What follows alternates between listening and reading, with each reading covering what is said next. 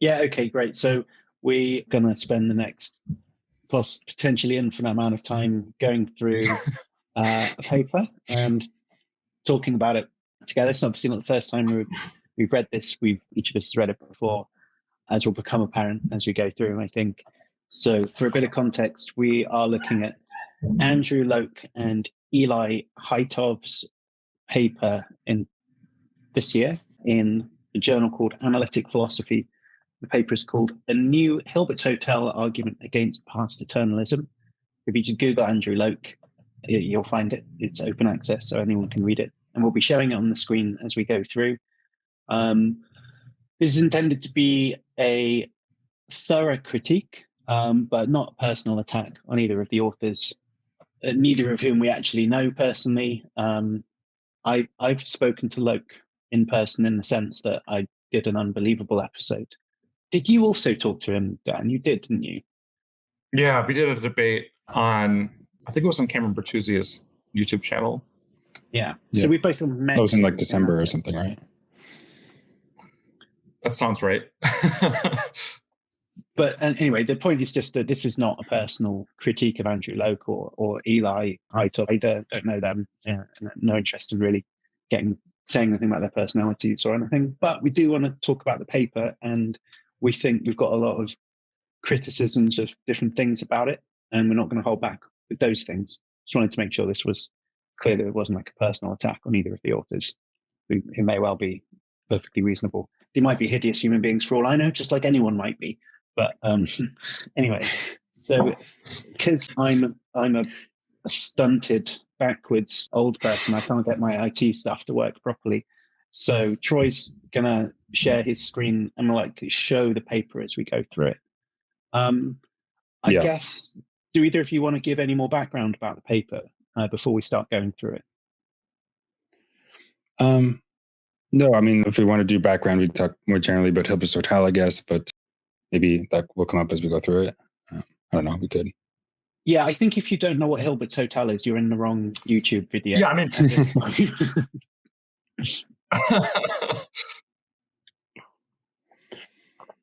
Yeah. Sorry, Dan, sound like you were going to say something then.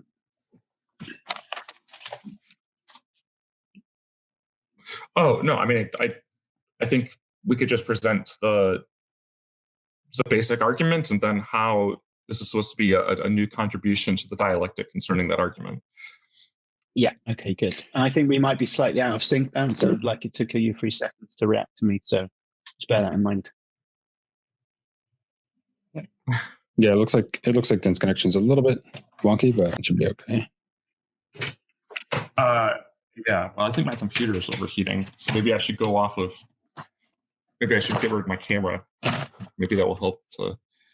Yeah, our cameras are probably not even needed. So you'll still be able to... Yeah. So you'll still be able to hear me, but I'm going to turn my camera off. Okay. Yeah, that's fine. Okay.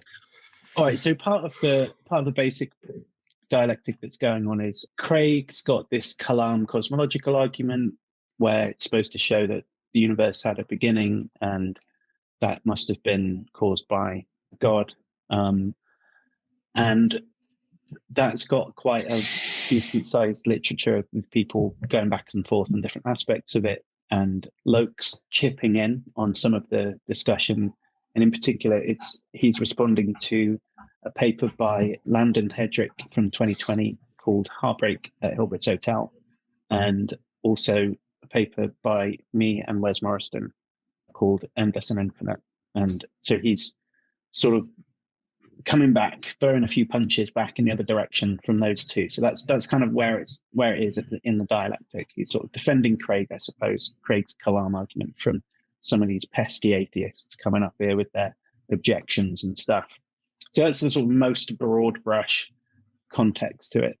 And I guess zooming in a little bit, if you don't know what Hilbert's Hotel is, you're probably watching the wrong stream, but the idea is it's supposed to be a thought experiment that shows you that there couldn't be like a concretely existing thing that was infinite, like a hotel which had infinitely many rooms in it, for instance, and it displays weird behavior, like loads of guests could come and the hotel could already have a guest in each room, and the hotel manager just makes them sort of move to different rooms, and that frees up infinitely many rooms without anybody checking out. There's kind of like weird things that Hilbert's Hotel does that Craig makes a lot of fuss about and says that means you couldn't have a Hilbert's Hotel. And basically, Loke is trying to amplify that point and saying, yeah, you really couldn't have Hilbert's Hotel, despite what all the atheists have been saying about it. Right. So that's my broad brush. I don't know, Troy, Dan, if you wanted to say anything else to set things up. Yeah. I mean, I think there's an important point here about how this is supposed to be addressing the dialectic, because so on the one hand, many participants in this debate will admit that you can construct a bit of mathematics that includes infinity. So if you wanted to, you could, for example, construct a set of numbers that has infinitely many members, like the set of integers, for example. And that's all logically consistent. But it's supposed to be that a set of concrete objects, a set of physically existent objects, Craig, Loke, and others think couldn't be part of reality. And one of the challenges in this literature is to say something about why it is that what makes a concrete collection distinct from an abstract collection. In this article, part of what Loke and Haitov argue is that there's something about causation that makes it so that concrete collections couldn't have infinitely many members.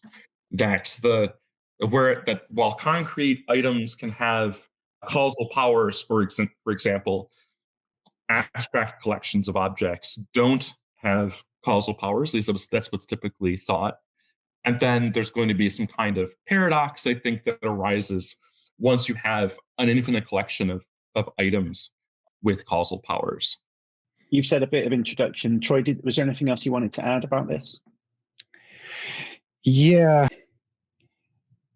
Well, I mean, this is going to be stuff we'll get into anyway. But yeah, as Dan suggested, they're really going to be appealing to certain facts about causation. In fact, there's a certain causal principle that he employs to argue that, yeah, these sorts of scenarios with infinite hotels or other things like that are impossible.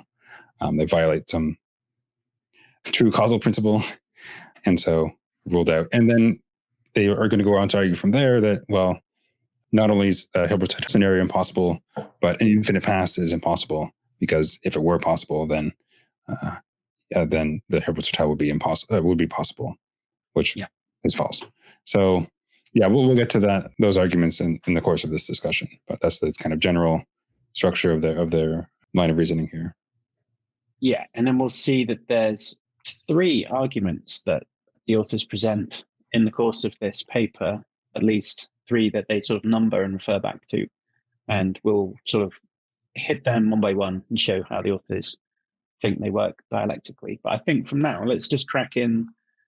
I don't suppose we're going to actually read out loud each of the words on all of it, but the introduction is him saying, like, that there's some objections. So it's a bit like what I was saying before, Craig rolls out Hilbert's Hotel. People like me and Morriston and Hedrick have published responses to some of that stuff. So that's basically the introductory bit. And that's kind of basically also the background of it as well. So he sort of summarizes what me and Morriston and Hedrick's papers were in more detail. Do we need to bring that up now, do you think? Should we go through all of that as well? Maybe not. I did want to just add that one objection that they want to avoid here is thinking that their argument would apply equally to an endless future, and they think that their argument does not equally apply to that, and that it rules out infinite past without ruling out an endless future. Maybe we'll come to that. That's sort of toward the end of the paper, but I think most of our criticisms will be on the parts before that. But yeah, that may come up. Yeah. So without going into too much of the detail on that, then Hedrick's idea was that so Loke had this version of the Hilbert's Hotel argument where it's like, instead of just thinking that the beginningless past just like is like Hilbert's Hotel, because each day is a bit like a guest in the hotel or something, he says because the problem with that is you end up having to sort of say loads of stuff about philosophy of time and like what is an event and what is a moment in time, blah, blah, blah. And it kind of gets bogged down in talking about A theory and B theory and whatever. So you might think we can just sidestep all of that stuff. And if we had a version of the argument where an infinite past would mean that there could be an object where it was all present at the same time, so forget all the philosophy of time stuff, which was infinite, like a hotel. So one way the way he cooks it up is to say, imagine there's a beginningless past, and each day in the past, some agent, let's say God, has been making one hotel room per day and adding it to a hotel. And then if that had happened, there'd be a Hilbert's hotel existing right now. And so it's not about like the infinity of the past being like Hilbert's hotel. It's just like the Hilbert's hotel that actually concretely exists right now is the problem. So if they're an infinite past, then there could be an actually infinite thing right in front of you right now, is his idea. And so Hedrick's reply back, been a while since I read it, but it was something about basically kicking up sound in part of the premise where it supposes that God could sort of create ex nihilo every day. And it was a load of issues related to the plausibility of that assumption and like how ex nihilo stuff works at all. And me and Morriston were doing one of the standard sort of Morriston moves about like showing how the argument, if it applied to the past at all, would apply equally to the future. And if it did that, then there's an issue if you think that the future is sort of endless, like Christians who think that Christianity helps them escape death or something. They want to continue forever and ever in the afterlife, just like they do when they're alive. So it's quite difficult theologically to suppose that your conscious experience comes to a full stop at some point. That's all goes against arguably the point of religion at all, which is to make you feel better about death. So anyway, those are the two sort of backdrops to it. And let's go on to, I guess, section 3. Is that enough to say about section 2? I think really he's just summarizing what we say, more or less. Right. And then Hendrik, yeah. Yeah, so then they go on to say, we think we can formulate the argument in a way that doesn't run afoul of the subjection with us then. I'm sure he will join again. I think we just need to keep going when this happens. Yeah. Yes. Okay, so section 3, starting off. Yeah. To begin, consider Proust's objection of the failure to perceive the distinction between arguments against. Actually, I've just remembered, I do want to just bring up one thing before we move on to that, actually, Sure. which was this stated aim, like right at the beginning. I think the sort of end bit of the second paragraph. Underneath the quote from Craig, go down again, and then this larger paragraph underneath, right at the end of that, he says, while they grant for the sake of argument that concrete infinity, such as Hilbert's hotel, are metaphysically impossible, they maintain a skeptical assumptions. Right? Yeah, no, that's right. And then, the point I wanted to bring up was that he's trying to say, or they are trying to argue that it's like logically impossible for concrete things. And it was that combination that I was the more I thought about it, the more strange that sounded, because I kind of took it that what does it mean for something to be logically impossible? It means that from just the axioms of logic alone, without any assumptions about what exists or whatever, you can show that the thing in question is contradictory. Like that's what it means for something to be logically impossible, is that logic alone shows its contradiction. But then it doesn't make any sense to say logically impossible in concrete reality or something like that.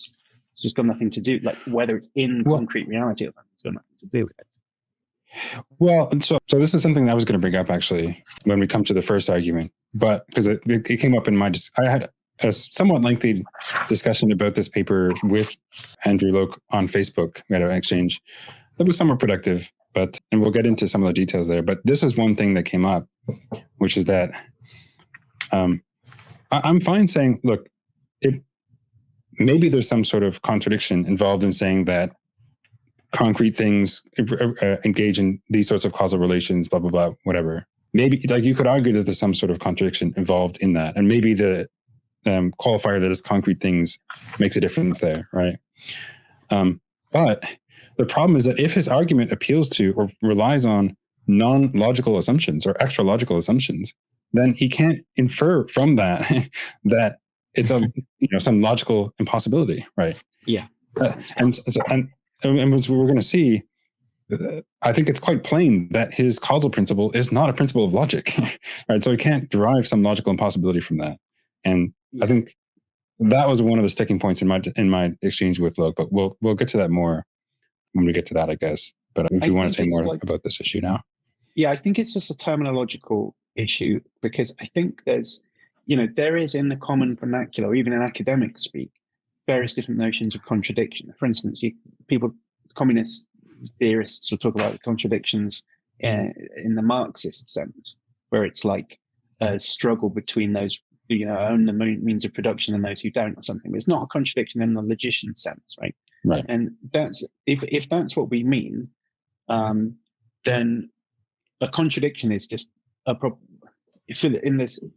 Forget this sort of Wittgensteinian idea. Contradiction just basically means a proposition and its negation, right? Just P and not P, and that's a contradiction.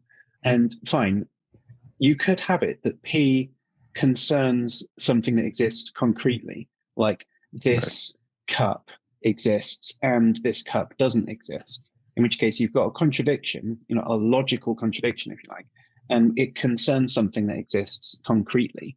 But I mean, the term logical, and once we're clear that we mean the term contradiction not in a kind of Marxist or some other deviant sense, but in a sort of thing like a proposition and its negation, at that point that's just done its job, then the logical prefix. And it gets confusing, I think, and I think this is where they go wrong, is that they think that what's going on is that means the modality is logical possibility because it's a logical contradiction, right? And that's just not the case, right? It could be. So the point is that logical possibility is about what happens if you've just got logic. Like, what happens? What is this proposition provable? Is its falsity provable, or is it in between? That gives you necessary, impossible, and contingent, right? But then if you supplement logic with some other axioms about like some other thing that's true, maybe that unicorns exist, or that God exists, or that like it's Tuesday or something, now you can derive further things. But you've supplemented some axioms, you've added in some claims, and they might be claims about metaphysical truths like time can only go forwards, or God exists, or something like that. In which case, I think then you have to start saying that the modality you're characterizing is no longer purely logical modality. It's something more like metaphysical modality. Like, for instance, if you have give me classical logic and all of the laws of physics, and now I've effectively supplemented some axioms to classical logic, and the resulting modality we're talking about is physical modality. Like anything that's logically consistent with that enriched set of axioms, that just is physical possibility. That's just what we mean. So I think it's like there's this confusion that they think it's logical modality just because there's a proposition and its negation.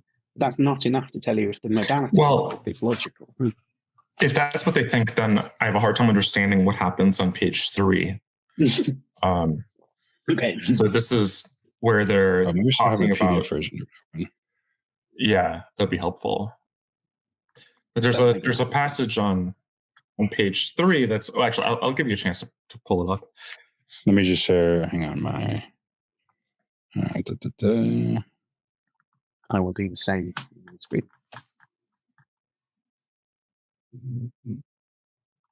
Is it this one or is it this one? It's this one. Can you see this now? Yes. I don't know if this is better to have it this way then. But at least. Yeah, well, at least now I can use the page numbers. Right. So if we go to page 3, then there's a paragraph on the left-hand side. Yeah, there we go. This paragraph about mathematical possibility. And what they're dealing with here, this is an argument that Loke has given in various different places, is supposed to be that there's a distinction between what's mathematically possible and what's metaphysically possible. And the distinction is supposed to be something that have to do with this quadratic equation, that So the equation he gives is that x squared minus 4 equals 0. There are two solutions of that equation, right? So x equals 2 and x equals negative 2. And then he says, well, look, if you're trying to ask this question like how many people carry the computer home, and you're modeling, for whatever reason, we're supposing that we're modeling the people that bring the computer home using this quadratic equation, even though the equation has this negative root, it doesn't make sense to say that there are negative 2 people carrying a computer home. And that's supposed to be a metaphysical impossibility, they claim. I guess the idea is supposed to be that given what people are, there can't be negative 2 of them. Okay, now, fair enough. Right. There's all sorts of problems I have with this argument, including that I don't know what it means to say that negative 2 people carrying a computer home is mathematically possible, but not metaphysically possible. But setting all of those other objections to one side, it seems like in this paragraph, Loke and Haitov are distinguishing between mathematical possibility, logical possibility, and metaphysical possibility. If they allow for that threefold distinction, then it can't just be that they think that a logical impossibility is just whenever you have a contradiction. Well, no, it's whenever you can derive a contradiction without supplementing logic with any axioms of any type, just pure logic on its own. Yeah, but in order to say that there can't be negative 2 people to bring the computer home, well, what you would do is you'd supplement the mathematics with an additional principle, where you'd say that the situation is modeled by x squared minus 4 equals 0, ampersand x is greater than 0, or x is greater than or equal to 0, I guess. Now, that's another mathematical statement. It's one that has fewer solutions than the equation that they pick out. And once we include that additional assumption, we're now supposed to say that it's no longer mathematical possibility we're talking about, it's metaphysical possibility. Yeah, I mean, if it's a metaphysical truth that, there can't be negative people, right? Yeah. Then you could add that in and derive a truth in the metaphysical modality that, well, assuming that the initial model was a matter of logic or metaphysics, that there'd be 2 people carrying the computer home rather than negative 2. Yeah, it's quite hard to see the detail of this, isn't it? Because give me classical logic. Let's say first order predicate logic. Also give me the axioms of piano arithmetic, so I can say something like the quadratic equation that we've got, right, in principle. Mm-hmm. So suppose I could formulate all of that, and then I say, well, there's two solutions to this equation. What do I do? Now allow me another axiom, which is like whatever you want, something like there are no negative people, right? There are only positive numbers of people or something. That's fine. That sort of gets me a bit, but mathematically speaking, -2 is a solution, right? So I have to interpret the mathematics in some specific way. So it's like, even though -2 sometimes can be the solution, if I interpret the objects that the quantifiers are ranging over to be people, and that the additional axiom we put in that there can't be negative people applies to the things in that domain, something like that, then, I guess broadly speaking, we can go there, but it's quite complicated when you start thinking it through in any detail. It's just a confusing start, basically. Yeah. And as what they say at the end of this paragraph, and I don't think they should say this, I think their case would be a bit better if they try to keep it on the level of metaphysical possibility. But as they say at the end of this paragraph, no, they really think they're going to drive a logical impossibility. Right. And that's quite a strong claim. Right. So they say, we shall also show that our new Hilbert argument entails a logical contradiction of the concrete world rather than, as Craig says, really a metaphysical impossibility. So whereas the -2 people bit was supposed to be a metaphysical impossibility, what they want this argument to establish is stronger than that. Right? That's the claim, is that it's not what's going on in that mathematical case. It's something.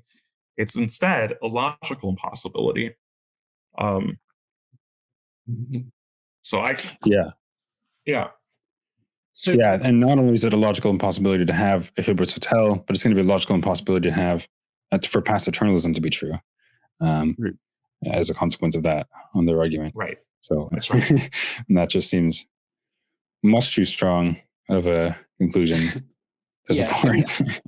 I just think it's an abuse of the term logical impossibility to say that, right? Like if I say something like, just like some humdrum contradiction, like I'm going to the shop and I'm not going to the shop, right? Like it's a logical contradiction in the sense that, like, uninterpreted, that P and not P is provable.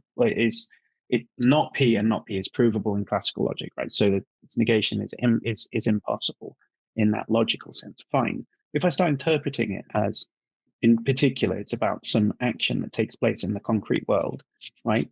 It's not that you've established a logical contradiction in the concrete world, which is what they're saying here. It's just that any formula of that shape, of just that form, is false in virtue of its form. That's it. It's not about in the concrete world or not. So like a logical contradiction has to be agnostic about the interpretation of the non-logical constants, right? It's just, it doesn't care about that. If it's a logical contradiction, the reason it's stronger in the kind of like, in some senses, the broadest modalities, because it's not interested in the specifics of what's going on. So it's sort of an abuse of language to say it's a logical contradiction, but it only applies to this domain of things, the domain of concretely existing things. So anyway, it's a sort of nitpicky, but no, that's a good point. I don't know what this in the concrete world is adding. If it's a logical contradiction, it's a logical contradiction full stop, right? I don't know. Exactly. Well, what's going on is that it's just that we've been saying for ages, for years, and me and Dan have had this conversation millions of times, but many times in the last sort of 10 years or so, which is that, like, Craig's Hilbert's hotel argument doesn't have a contradiction involved. It just shows that the behavior is weird. And Loke doesn't want us to be able to say that. Sorry, say that again? And he admits that, right? Craig admits that. Yeah, exactly. So Loke wants to be able to do something better than that, basically. He wants us to not be able to say, well, this is just weird, but it's not contradictory. He wants to say, no, it is a contradiction. So, just forestalling that. That's all it is. And it's just using the wrong terminology to say that. And I think this is a really important point that it may not be obvious to all of our viewers. When we talk about the metaphysically possible, we're talking about a really broad range of possibilities, many of which will seem very, very strange. So the example that I gave in my dissertation was that it's metaphysically possible for there to be a galaxy-sized hippopotamus singing the Star-Spangled Banner, and that's metaphysically possible. Why not an infinitely large hotel, right? I mean, that's part of the challenge here, is that it better not just be that it's weird, because many things that are metaphysically possible, given how broad a range of possibility is, we're talking about the metaphysically possible, there's going to be many things that are metaphysically possible that are very, very strange. Yeah. That's right. There's that Proust quip about, like, a platypus is strange, right? But it doesn't mean it's metaphysically impossible. So, strangeness obviously just isn't enough of a criteria. Anyway, okay, let's keep going into the actual content of what we're dealing with there. So we've got, I think, so he's saying we've got this distinction. We're going to do a logical contradiction, right? And then let's get on to the new Hilbert's hotel argument. So, yeah, go on. Yeah. I'll just start with the initial setup. So we start with the Hilbert hotel as before, with the infinitely many rooms and an infinite number of guests, each occupying one room. And we note that each room can only occupy one guest at a time. And there's sort of one extra addition to this setup, which is that each room also has one meal in it. And each meal in a room could only be eaten by the guest in that room if they check into the room. So I don't know if this is going to be relevant, but they number the rooms and guests, and they might as well number the meals as well through all the natural numbers. So, and the thought is, and there's this notion of an extra meal, which is, and this will definitely come up because it's a little bit strange, where they say an extra meal is defined as a meal or meals that are available for guests to collect and eat again after all the guests have eaten their meals, resulting in each guest having more material in their body and her body the next day. So like you could imagine that each of the guests check in the first day, eat a meal, and do something such that the next day there's more meals, or that there are meals left over at least for them to each eat and have more stuff in their body. But yeah, I don't know if anyone wants to comment on that already. I mean, this is one of the main parts of the paper, it seems to me. This definition of extra really does all the heavy lifting. So it's hard to not spend ages talking about it. Let's just start with a couple of things that are quite strange about this as a definition. The word extra is what's put in quotes, as if that's the term that's being given the definition. But if you think about it, extra is defined as, I guess you could substitute, just think of the word equals or if and only if or something. Extra, if and only if. And then the actual thing we've been given as the definition is meals that are available for the guests to collect, blah, blah, blah. I mean, clearly the term extra doesn't only refer to meals, right? You'd think if what we're talking about is the word extra, that it should be explicable in completely abstract terms, like there's two sets and it's like the difference between them or something. That's what we mean by extra. I don't know. It's just weird that the definition of this is given strictly in terms of like guests and hotel rooms and meals and stuff. Presumably, we just have to see through that, and we're supposed to grasp the general concept that's being given, not really a definition, but kind of characterizing instance, right? So we're supposed to sort of spot what the pattern is. So what's going on? I mean, it's defined as meals that are available for the guests to collect and eat again. Unnecessary use of the word again. I mean, nothing's eaten again. If you've eaten a meal, Right. You can't eat it again, presumably, but they mean eat again, as in I can have another meal or something after all the guests have already eaten their meals. So like, if I check into my hotel room and there's a little, like, say, plate with some food on it or something, if I just go to sleep and don't eat it, that doesn't count as an extra meal because not all of the guests have eaten. Like, I'm the guest that hasn't eaten. So even though it's still there the following day, that doesn't count as extra, strictly speaking. I mean, that's what the definition says. It's meals that are ready to collect again after all the guests have already eaten their meals. So that scenario I just gave doesn't characterize this notion of extra. So it's already a bit weird, isn't it? If you think about it, like what general concept are we supposed to be picking out? The concept, it seems to me, it requires not only that the meal is left over the next day, but that every guest ate a meal that they had the opportunity to, right? So struggling to see a general concept here. I think it's really just a kind of particularist concept that only applies to the Hilbert hotel case, and it doesn't really, struggling to see how I could apply that in another setting. This definition of extra is like hyper idiosyncratic or something that can only be used in this one context. Yeah, two things quickly. Yeah, that's a good point. That they really should have been defining extra meals rather than extra. That just seems like a weird thing to say there. But the other thing I'm wondering, and we could talk about this more, couldn't you talk about there being extra rooms? What is the extra meals adding that we didn't already have with extra rooms? And I know you brought up a similar point when you wrote a blog post about this initially. So I don't know if you wanted to say more about that. Like, well, yeah, I think that really what we'll see is, I think if we can relax very slightly the notion of extra so that it's not so hyper idiosyncratic, I think it's reasonable to say that there could be extra hotel rooms in the same way. Like a hotel room that's extra just means something like every guest is checked into a hotel room, and there are some hotel rooms that don't have any guests in, right? And if that's reasonable, we're deviating very slightly from the exact wording on the page, but I think it's charitable to do that because it makes the concept more robust. I think if we do that, then it also makes sense to talk about extra guests, right? Which is that, like, maybe every hotel room has a guest in it. And if there are still some guests waiting around to be shown to their room, they're extra guests because they don't have a room, kind of thing. So you got extra meals, extra rooms, extra guests. And all it means really is every of the other type of thing is already matched up with something and it's left over. It's like if I match together all the knives and forks in my cutlery drawer and there's a fork left over, that's extra. That's all it means, I think. And I think that that's charitable and fair, even though it's slightly different to what I think. This is where I have a really hard time understanding this paper, because it's not obvious to me what the meals add, because Right. if this is supposed to be an advance on the dialectic, which any publication is supposed to do, then there should be something here that's original and that hasn't already been said in the literature, some point that hasn't already been responded to.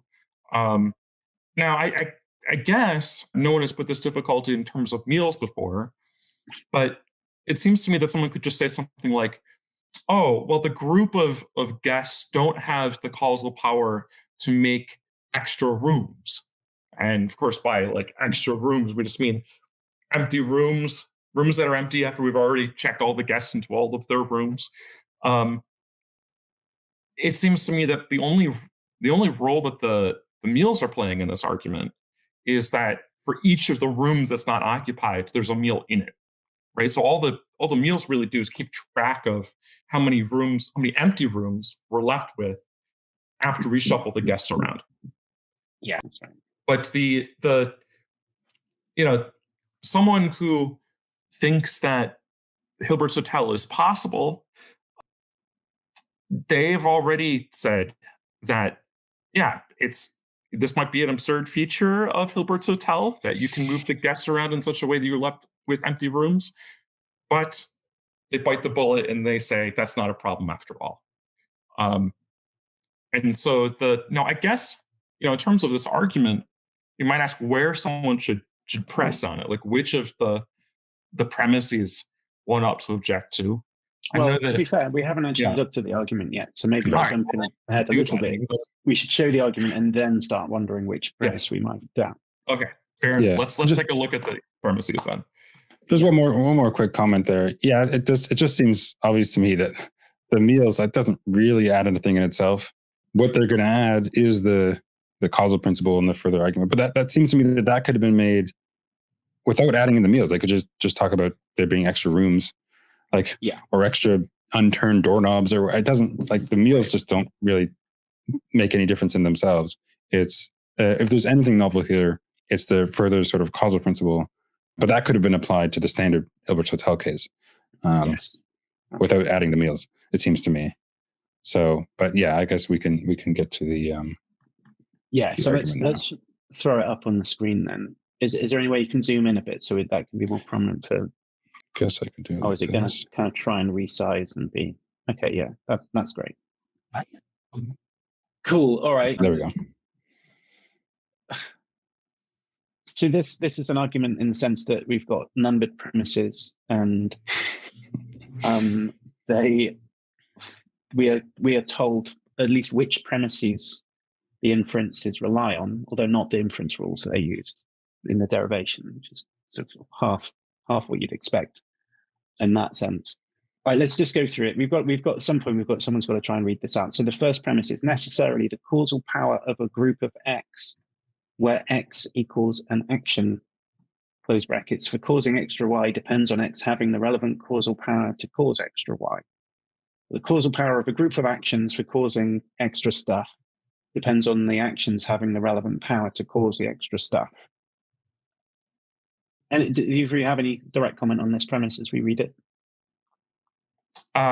Maybe we should go through all the premises and then respond to the arguments. Okay. Yeah. So then the second premise, necessarily, if X has no relevant causal power for causing extra Y, then an infinite number of X would have no relevant causal power for causing extra Y. And we're told that follows from the first premise.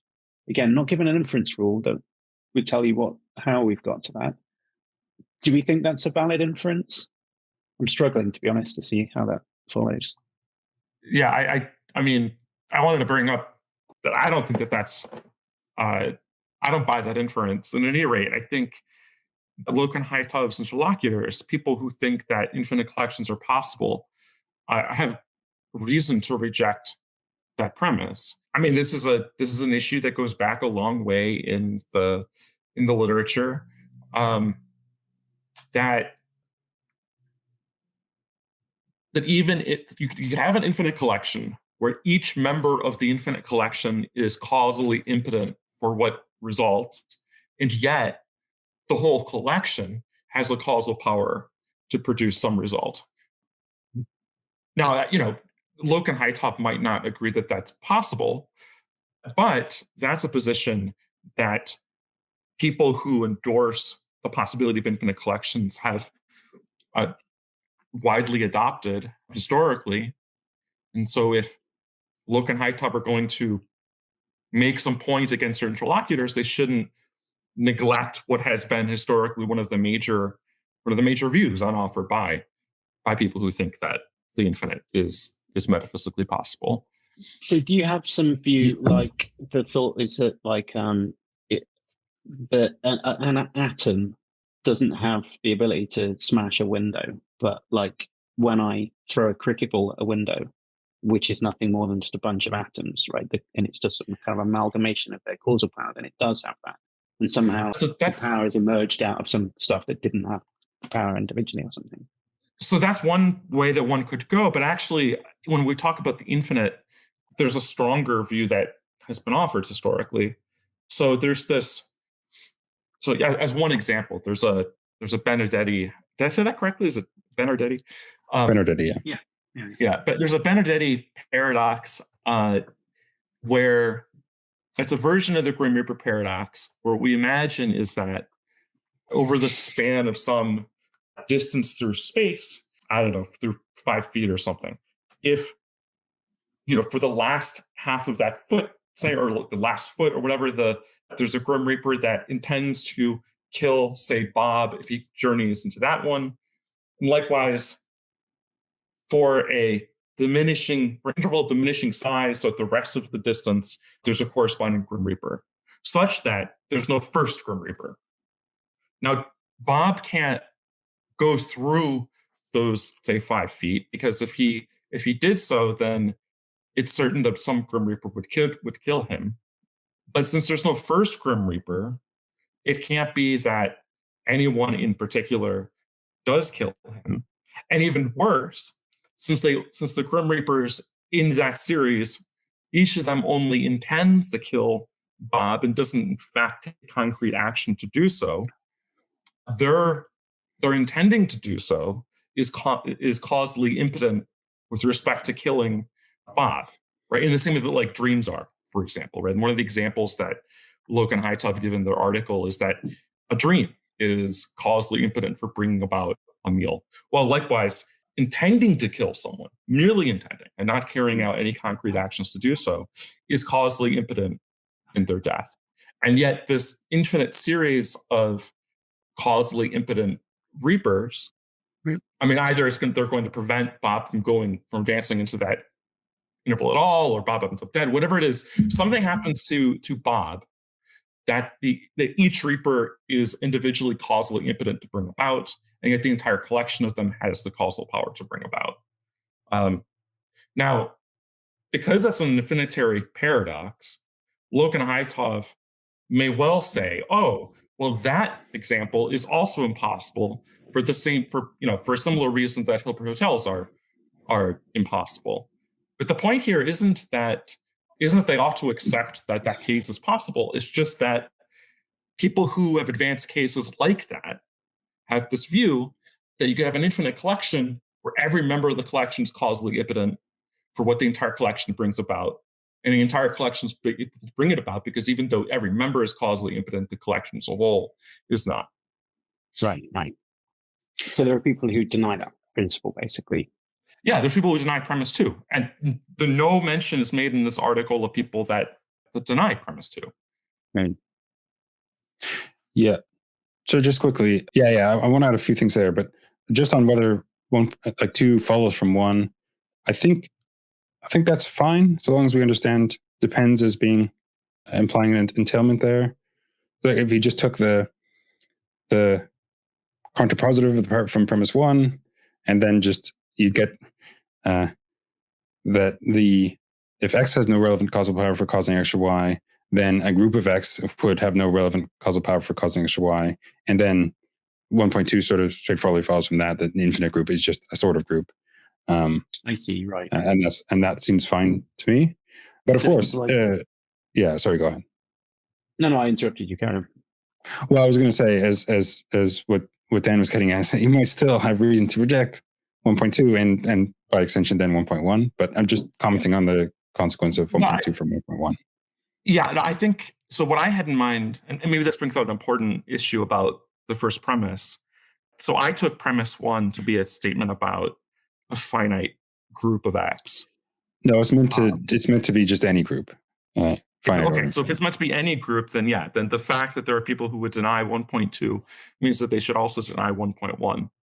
But down below, when they justify, so below argument where they offer argument 1, there's this paragraph where they describe why we should accept 1.1.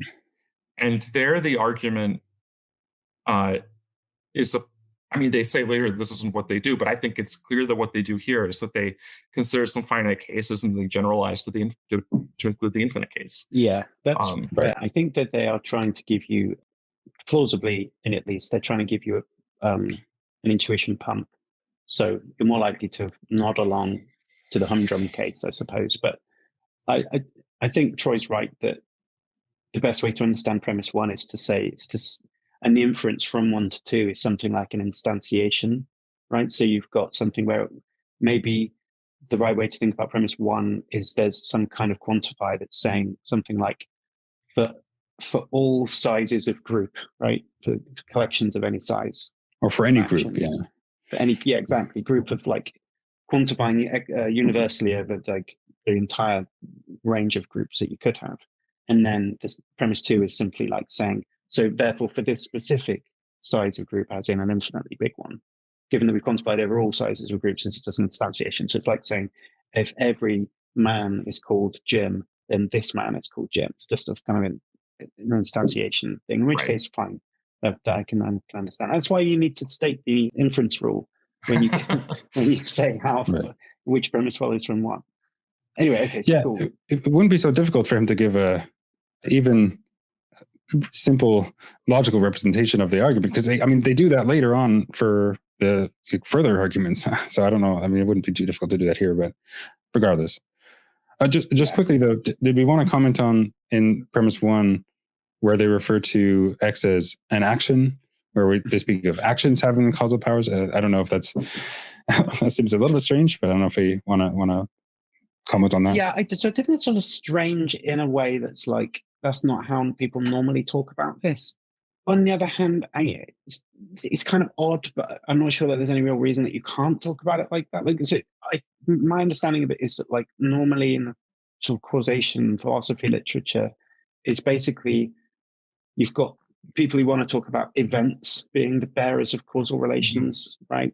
Or you might want to talk about people being objects, and Aristotle calls the fire by rubbing the sticks together or something, right? You want to talk about people being the bearers of causal powers or something.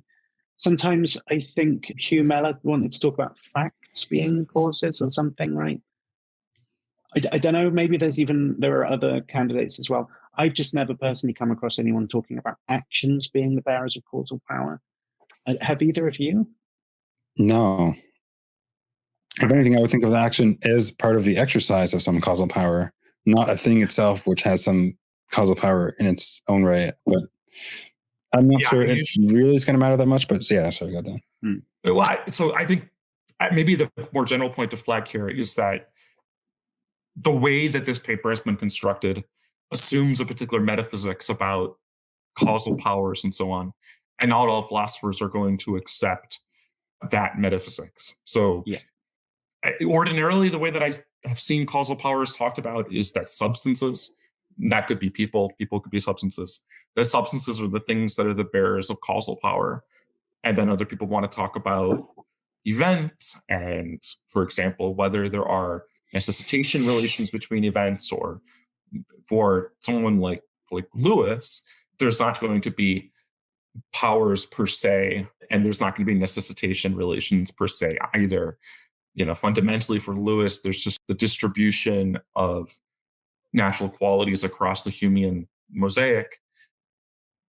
So one way that this paper might be going off the rails is that it is assuming, even if people do talk about actions having causal powers, it's not going to be every philosopher that would agree to that framing. Yeah.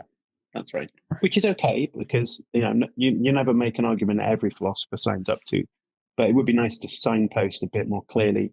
In this paper, we're assuming a such and such view of causal whatever, and just flag that as so that if you're a Humean about causation or something, you just realize, well, this isn't for me. It doesn't really matter if I disagree with that premise, because it's for whatever Aristotelians about cause. But there's no signposting. Right? Yeah, and perhaps their argument could be rephrased so as to not take this sort of stand on what things have causal powers. Maybe the group of X could be things that have some causal power, and then you could still make the same argument, perhaps. Yeah, I think it's natural. Yeah. I think it's natural to say that the guests don't have this causal power, right? I mean, I think you're exactly right. You could reframe this to be in terms of kind of an Aristotelian view, where we have substances, and then those substances have causal powers, and the substances we're interested in are the guests. They don't have the causal power to bring about extra meals or extra rooms or whatever.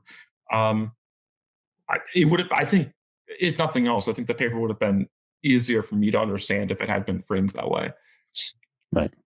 Yeah. At least give us a sort of footnote that says something like, maybe some people might not sign on to this view about causal powers, but note that we could rephrase it in terms of that's amenable to other views, and that I think will go a bit of ways in making it more accessible. That's true.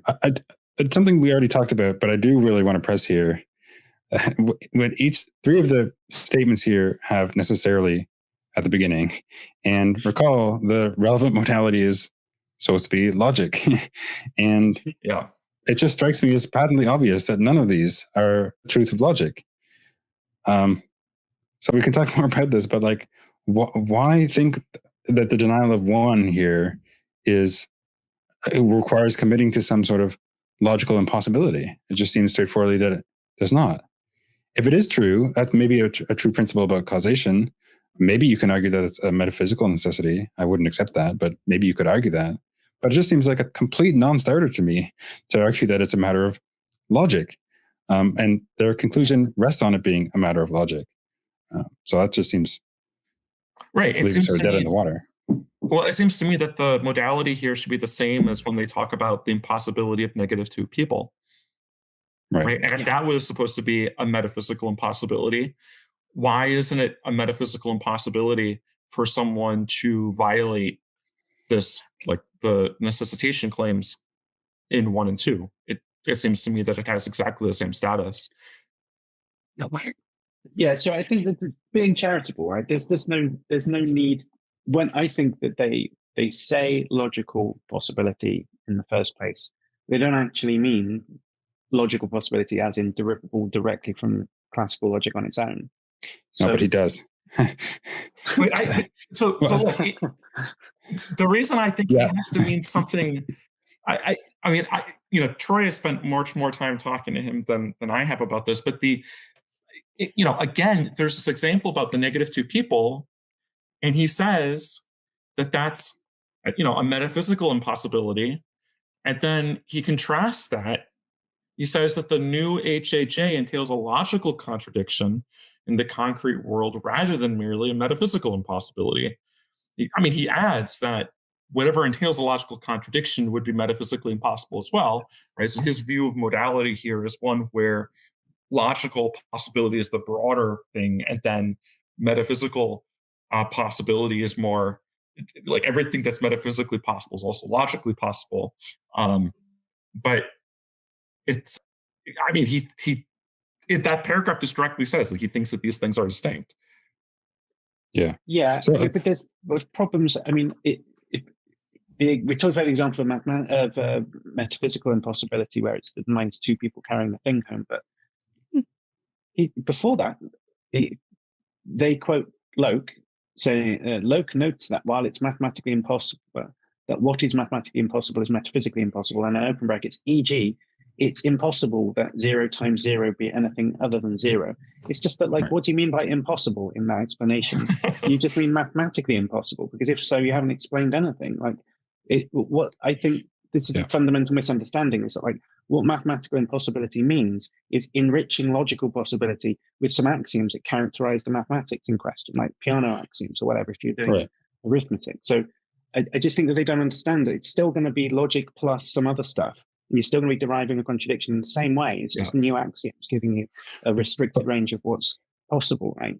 And that whole picture is missing from that view. But let's just grant that for sake of discussion that logic sees the relevant mathematical axioms, or maybe some sort of logicism is true, whatever. Even then, right? Suppose that mathematical truths are logically necessary. Right. Why would this be logically necessary? And what I got from Loke in my ensuing discussion with him was essentially that, look, premise one here, that the claim about products of sets, like Cartesian products of sets, is a correct model of causal powers of necessity. And denying premise one requires denying that the Cartesian product of an infinite set with an empty set, or of any set with the empty set, is the empty set. And that's a mathematical impossibility, and so a logical impossibility. And so he thinks that premise one is therefore logically necessary. I think we should maybe I'll explain that for our audience. Yeah. So after giving argument one here, he then goes on to try to justify each of the premises in that argument. Right. So right there in that paragraph. And what he does here is he claims that the way to understand powers is that you multiply the result of each action by the number of actions. So, for example, he says, if you have 10 guests and each guest produces one extra meal, then 10 times 1 equals 10. So you get 10 meals. The group as a whole has the power to produce 10 meals. If you have 20 guests instead, and suppose that each guest produces 2 meals, then it's going to be 20 times 2, so 40 extra meals, and so on and so forth. Then he says, well, look, if you have an infinite number of guests, each one of which makes an extra meal, it's going to be infinity times 1, so you get infinity. And then in the paragraph after that, he's making this point about, so if you have a finite number of guests and a finite number of rooms in the hotel. So suppose you have 5 guests and 5 rooms in the hotel, then there's not going to be any rooms left empty after we fill each room with a guest. And so since there's only 1 meal per room, they take up they eat all the meals, and there's no meals left, right? So this is supposed to show us that the result of each action is that the corresponding meal is taken away.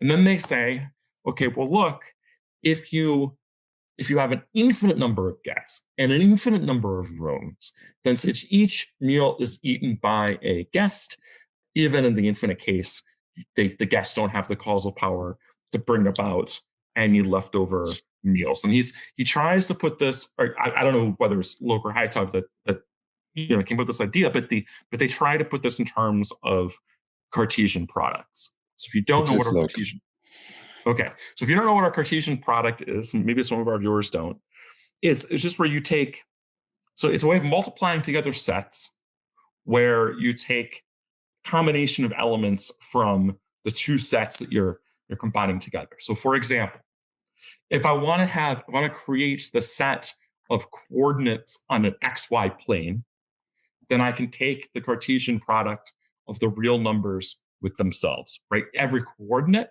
has 2 numbers, an X value and a Y value.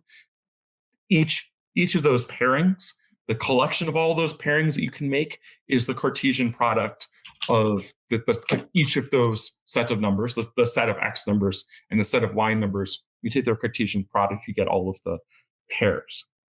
Now, if I try to do a Cartesian product of the empty set, a set that has no guests, with any other collection, doesn't matter what collection I do this with any other collection, then I get an empty set, right? The number of pairings between a set that has no members and a set that has members, is just a set with no numbers. Now, if he's right about the way to understand powers, that we're supposed to understand powers in terms of Cartesian products, then if each guest is causally impotent, then all the infinite number of them taken together is causally impotent. Now, there's sort of two strange things I think we can pick up on right away here. One of them is that when we talked about the finite case, we were multiplying numbers together, we were not actually taking Cartesian products. Another thing that's sort of strange here is that when we do turn to the Cartesian products, or actually even before when we weren't doing Cartesian products in the finite case, in either case, it's unclear that this is the right way to model powers. Why should I think about the powers of a collection in terms of this multiplication business?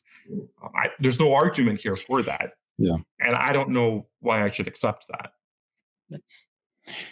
Yeah, that it struck me as sort of insane it still strikes me as kind of insane, but there's a sort of charitable reading that I got out of my ensuing discussion with him where, okay, let's take the first set is going to be just the set containing all of the X's in the group, right? The collection of actions or whatever.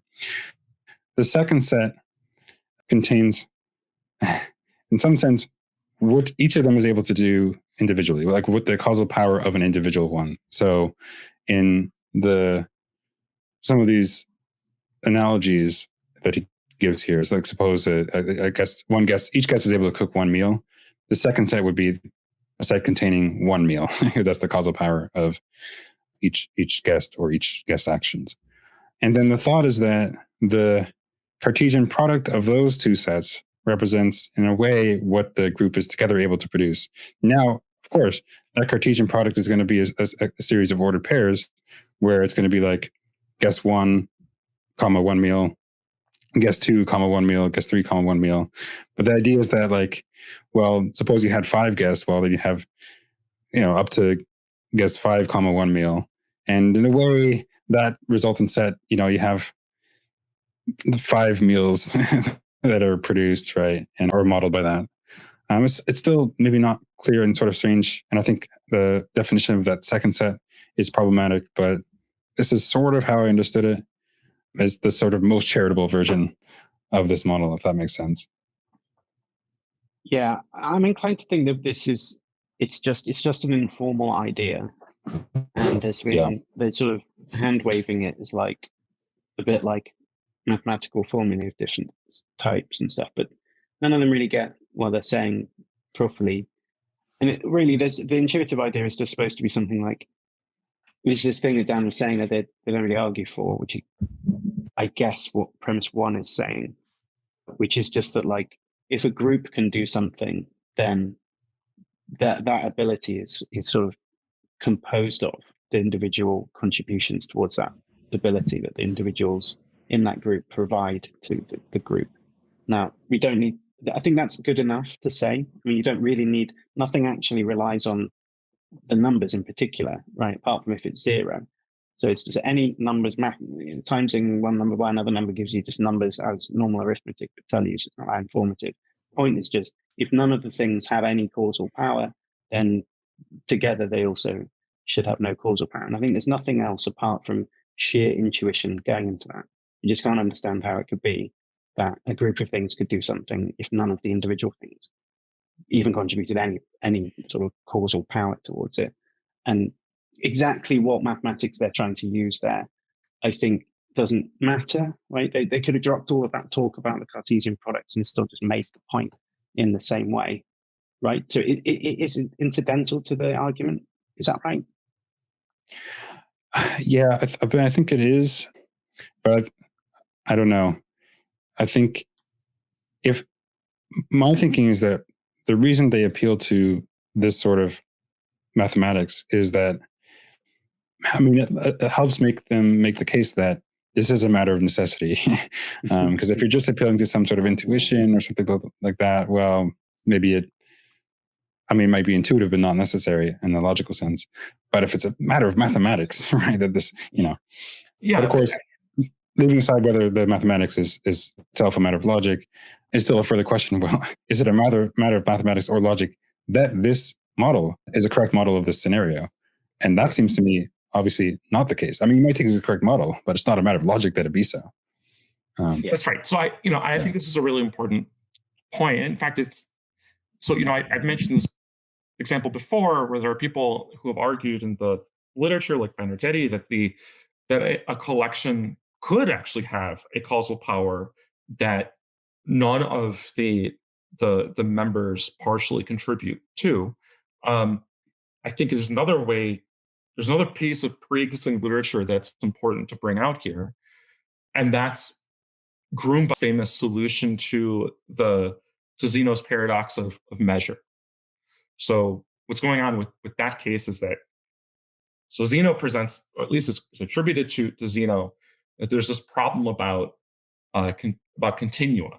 So if you imagine like a length that's composed of infinitely small points, well then, if each of there's two possibilities in the way that we can think about the relationship between each of the points and the entire length. Either each of the points contributes some non-zero length to the whole thing, in which case we'd actually get that it's infinitely long and not finitely long, right? Which is the wrong answer for any like line segment. Or each of the points contributes zero distance to the whole, and then we would get that the whole thing has a length of zero, which is also the wrong answer. Grumbach points out that there's a bit of mathematics from a branch of mathematics called measure theory that is the right formal apparatus for describing this case. And when you describe everything mathematically properly, then you don't get zero for the total, even though each point contributes a length of zero. Now we don't have to go through all the mathematics he presents in that article, but the point is just that this is another bit of the pre-existing literature that he didn't bother to cite, that I'm not sure as far as this article is concerned, because they didn't cite it, I'm not sure that they're even aware of it. Other people who write about the Kalam argument are aware of it, because Craig cites that article. So I don't know. I don't know what to say there, because it's just, that's another case where we could think about there being some totality that has some property where each of the members contributes zero to that totality, and that people who defend the infinite accept it there, and so we therefore would have a reason to reject both premises 1 and 2. Yeah, just like plainly. I'll let you go in seconds. We'll discuss some more counterexamples, because I to premise 1 and 2, because it came up in my discussion with him. But it just seems kind of plain that even if, like, think in this Hilbert Hotel case, maybe there are certain things that can be produced only by the group acting and coordinating a certain way that none of the members individually can do. That just seems perfectly sensible. And if you're sort of on board with thinking that Hilbert Hotel like this is possible in the first place, then we should think that they could rearrange themselves in this way, and that would satisfy there being extra meals. And if that possibility requires denying the premise 1 here and 2, then so much for premise 1 and 2. It seems more plain to me anyway that sort of rearranging is possible than that this principle, which would rule out that sort of rearranging or scenario in the first place, is correct. But that's sort of high level, where it sort of just right off the bat just goes wrong for me. But I don't know, you could talk more about that. I think that's right. I'm very sympathetic to that. And I think that ultimately there is going to be some kind of trade that you could make where you go, I'm going to bite the bullet and deny that premise or whatever. And it would be, I think it would just turn into a kind of Moorian shift where you can just sort of start with a different premise and deny the other thing and whatever. I think just for the purposes of like time, because, but we still haven't even covered all the premises of the first argument. So let me try and speak them out loud anyway. So 1.1, without saying it out loud, it means groups don't have causal powers to do stuff that the individual members of that group don't contribute to. Second one is saying, therefore, a group with infinitely many people none of whom contribute towards that power, also wouldn't have any power. Then so we've done those two already. 1.3 then is a kind of instance of the type of thing that number one was talking about, because it's basically saying a group of size 1, as in a specific individual guest checking into one room, has no causal power. And that just means it's a group. Therefore, 1.2 basically says you can generalize to, well, I suppose 1.1 is saying it's groups of any type. So if you've got a group of size 1, we're allowed to say, therefore, necessarily an infinite number of guests, if they also have no relevant causal power collectively, that don't do either.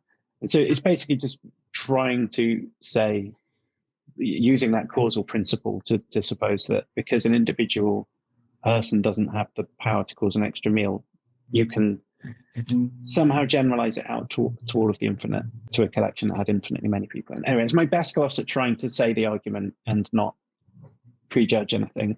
But I do want to talk about the motivation for premise 1.1 that comes up in this next paragraph.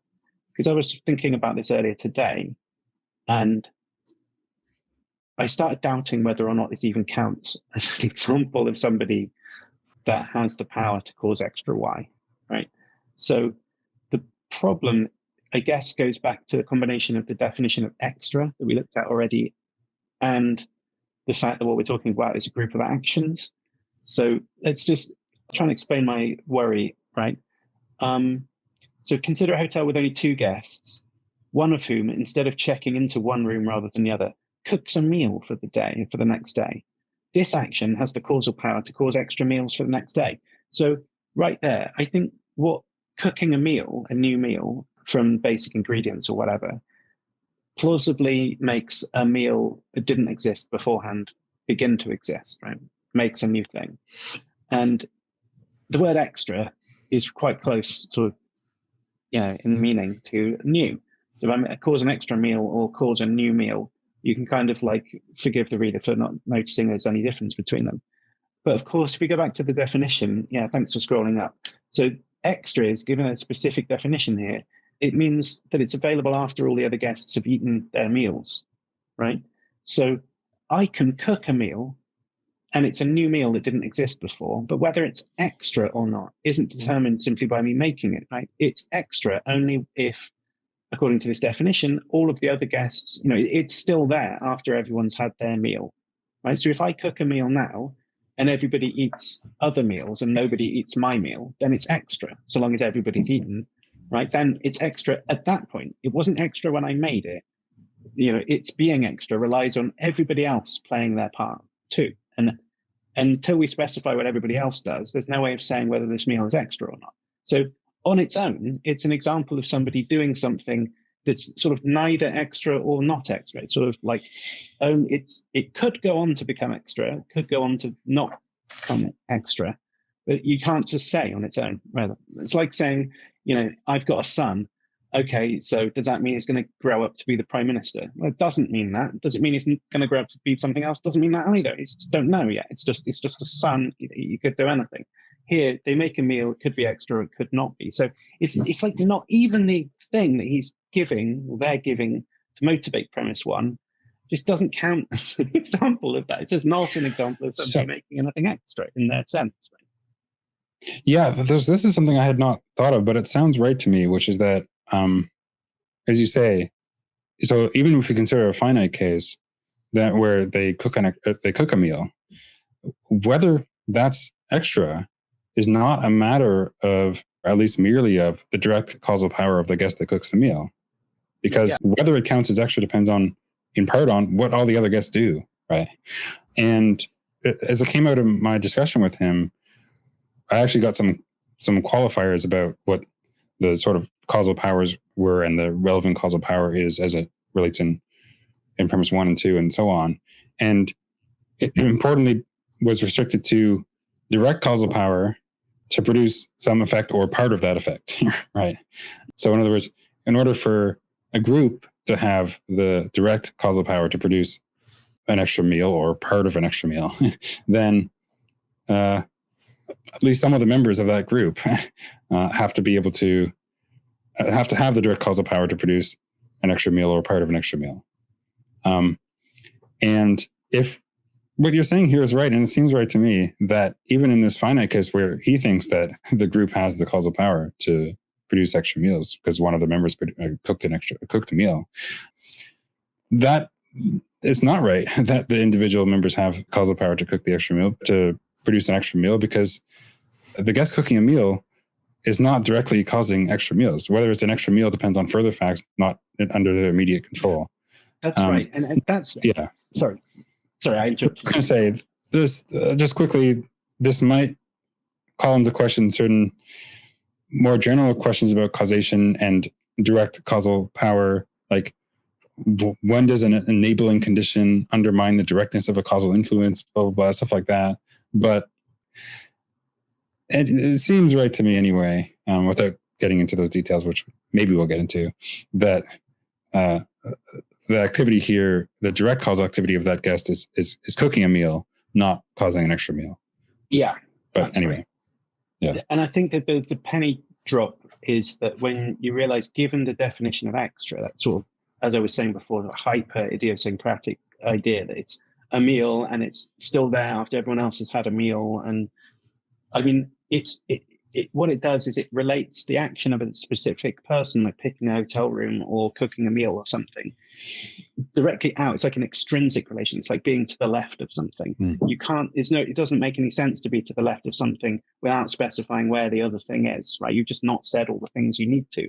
And here, if we just say somebody cooks a meal, is it extra? You just don't know, because you have to also say whether or not everyone else is going to eat other meals and whether that one will be left over afterwards and something. So it's sort of like, by definition, an individual action couldn't provide a contribution towards this thing, because the definition of what it means involves sort of intrinsically, part of it, reference to other things beyond that one individual agent. So like that, I think that to me is what it has a lot of explanatory power in diagnosing the issue with this argument. Like, how come it seems like each person can't contribute to it, but the group can? Well, that's explicable, at least partly, in terms of the weird gerrymandered property of extra that we're talking about, which explicitly references other people. So that's I think what's part of, at least, what's generating the confusion here. Yeah, I agree. Dan, did you want to add anything on that, or because I wanted to bring up another? Yeah, sorry. Well, I think that sounds exactly right. I mean, that's what Alex just said is, I think, incredibly helpful, because it explains why it is that principles like the first premise here, are objectionable if they are taken to range over infinite collections. Well, right. I mean, but even under finite collections, it seems like objectionable. Yeah, exactly right. Because like, if you think about it in the finite case, suppose there's 3 hotel rooms, each one with a meal in, and there's 2 guests. Mm-hmm. And guest 1 picks room 1 and guest 2 picks room 2. So room 3 has got a meal that's not eaten in it, right? Well, then that means that guest 1, I suppose, kind of causally contributed, or however Loke wants to put it, to there being an extra meal. But suppose then they pick different rooms, right? So guest 1 goes in room 2 and guest 2 goes in room 3, and it leaves room 1 open. Well, same thing. They've generated an extra meal again. They've causally, have their power to cause this extra meal. And actually, it doesn't matter which action they do. Any of the range of rooms that they pick is going to guarantee to cause an extra thing. That's right, because the definition doesn't say anything about whether we're talking about a Hilbert hotel, for example. All it says is that it says extra is defined as meals that are available for the guest to collect and eat again after all the guests have already eaten their meals, resulting in each guest having more material in her body the next day. Right. So if you have a finite hotel with fewer guests than there are rooms or meals, then you're going to be left with extra meals, simply because of the number of guests that you've had. Exactly. Exactly. Yeah, that's right. So then the action of picking a room in that case does have the causal power to generate extra meals, right? But then just change it so that now, instead of there being more rooms than guests, you've got more guests than rooms, right? So now, no matter how they pick rooms, it's bound to be you're bound to have all of the meals eaten. So there's definitely not going to be any extra meals, right? There couldn't be, no matter which door they pick. There's nothing they can do. They have no causal power. It contributes zero, blah, blah, blah, right? But it's nothing interesting about causation here. It's just, are there more guests than meals? That's all that's going on. And it turns into this, like, in one sense, like, impossibility of causation. And in the other case, weirdly, although they never actually draw this out, a necessary consequence of any action that they do, that it makes extra meals. So I think the fact that even in the normal case, the finite case, that the way of talking is so strained and unusual, it sort of spits out these weird results of, like, I have this inescapable power to cause extra meals simply by opening a door. You know, something's gone wrong, right? It's just we're just talking about stuff wrong. Like, we're using the words in such a deviant way that it doesn't track concepts as we, even in philosophy, normally take them to be. So I think it's probably going to be my overall interpretation. But okay. So after that, right? He says cooking the meals causes extra meals. I don't think there's that. But then he contrasts it with, well, what about someone who, instead of cooking a meal, dreams about meals? And that doesn't contribute anything. So that's like when you don't have any causal power. And this is supposed to be an intuition pump to make you see somehow that this is about causation, I guess. It's hard to just sort of, like, charitably read that now we've given a really sort of detailed critique of it. This just seems like an obviously hasty generalization here. That, like, look, here's a scenario where we agree that no matter how many guests engage in this activity, no extra meals will be produced. Okay. And it's true that them individually didn't produce any extra meals. So now we infer, in any case where there's guests who individually doesn't produce any extra meals, any group of those guests could not produce any extra meals. That just seems like a straightforwardly hasty generalization. Maybe we can agree that that's so in the case of dreaming, right? That any amount of dreaming will not produce extra meals. But why? What about rearranging rooms in an infinite Hilbert hotel? I think that is a case where individually they wouldn't produce any extra meals. Although, depending on how that relevant causal power is construed, actually, we might even think that premise 3 is false, but maybe we'll get to that.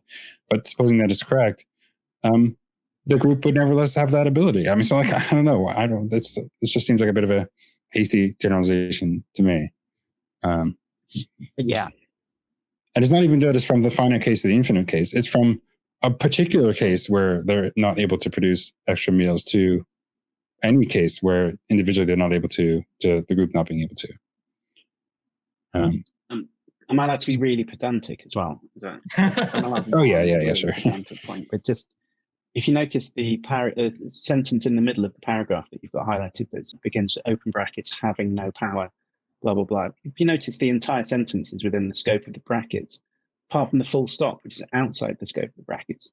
But the way you're supposed to introduce brackets is that the thing around, if you remove the thing in the brackets, the sentence would still be grammatically correct, right?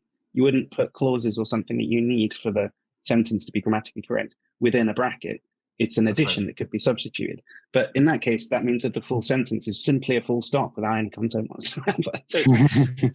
And that's not a sentence, right? So there's, like, a couple of reasons why that's not very well. I mean, that's the sort of the reviewers should have pointed out. But just put the full stop within the scope of the brackets, and that's fine. There's many examples.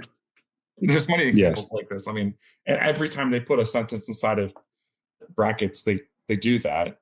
And I mean, there's grammatical errors throughout the paper, but I don't know. I mean, I guess I'm a little bit less inclined to be too harsh on that front. I don't know much about Loke and Haitov's background. I have the impression that they're not native English speakers, and so perhaps that could explain some of those grammatical quirks.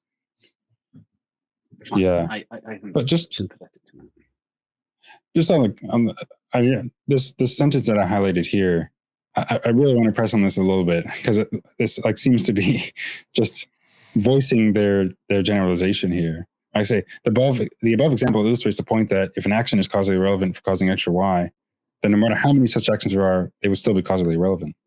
But that one example of dreaming shows that for any x and y, why would that follow? And I think that's important to point out, because later on they make the claim that this first argument is not based on a generalization.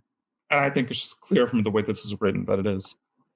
Yeah, they seem to be implying that this reveals some like in principle like logical truth or something like that about causation, and it doesn't reveal it to me. It's not clear that they've given any reason to think that, apart from just a couple of examples. I don't know.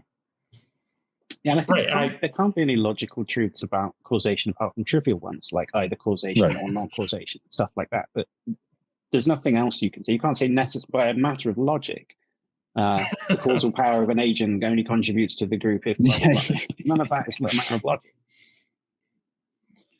All right, do you want to move on to the second argument too? Well, I wanted to just, if it's all right, could we bring up, unless we want to come back to this after, in the course of my discussion with him on the Facebook thread, I presented a variety of, I think, counterexamples to 1.1. And I wanted to bring up maybe just one of them, and we can discuss more if you want, but I wanted to bring up one that I thought was fairly simple. Like, and it works in the finite case too.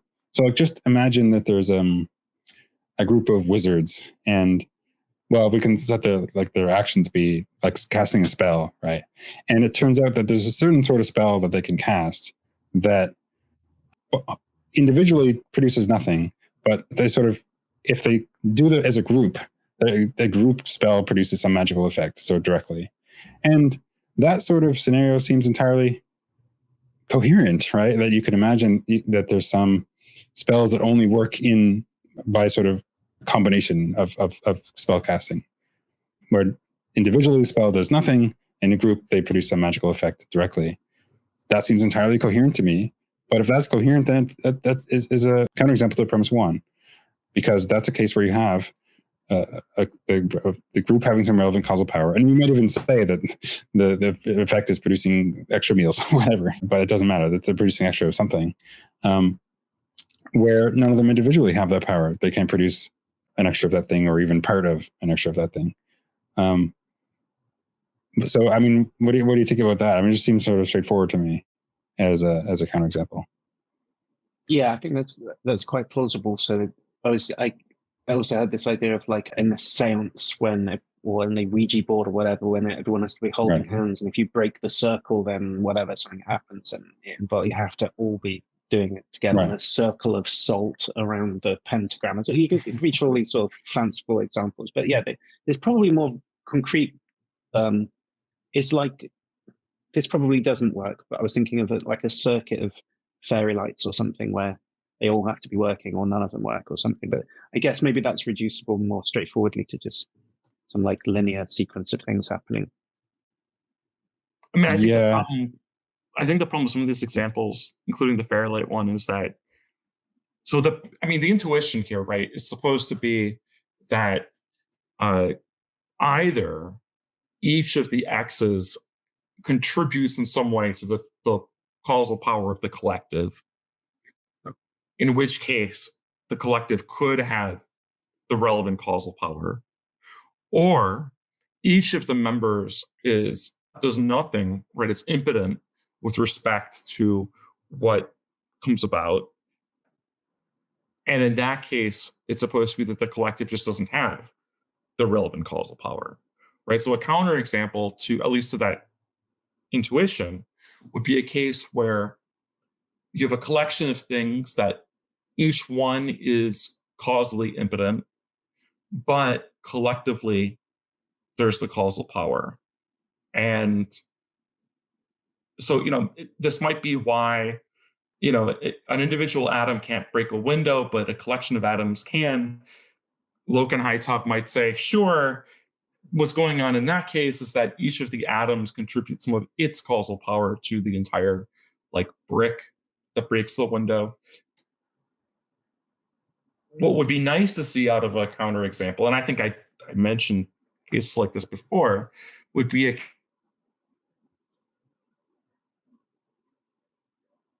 we lost Dan? Yeah. At a crucial moment as well.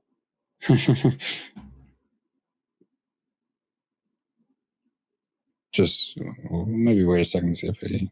The thing is, though, he might not have noticed So he'll be giving his whole Yeah, mid sentence, like, yeah.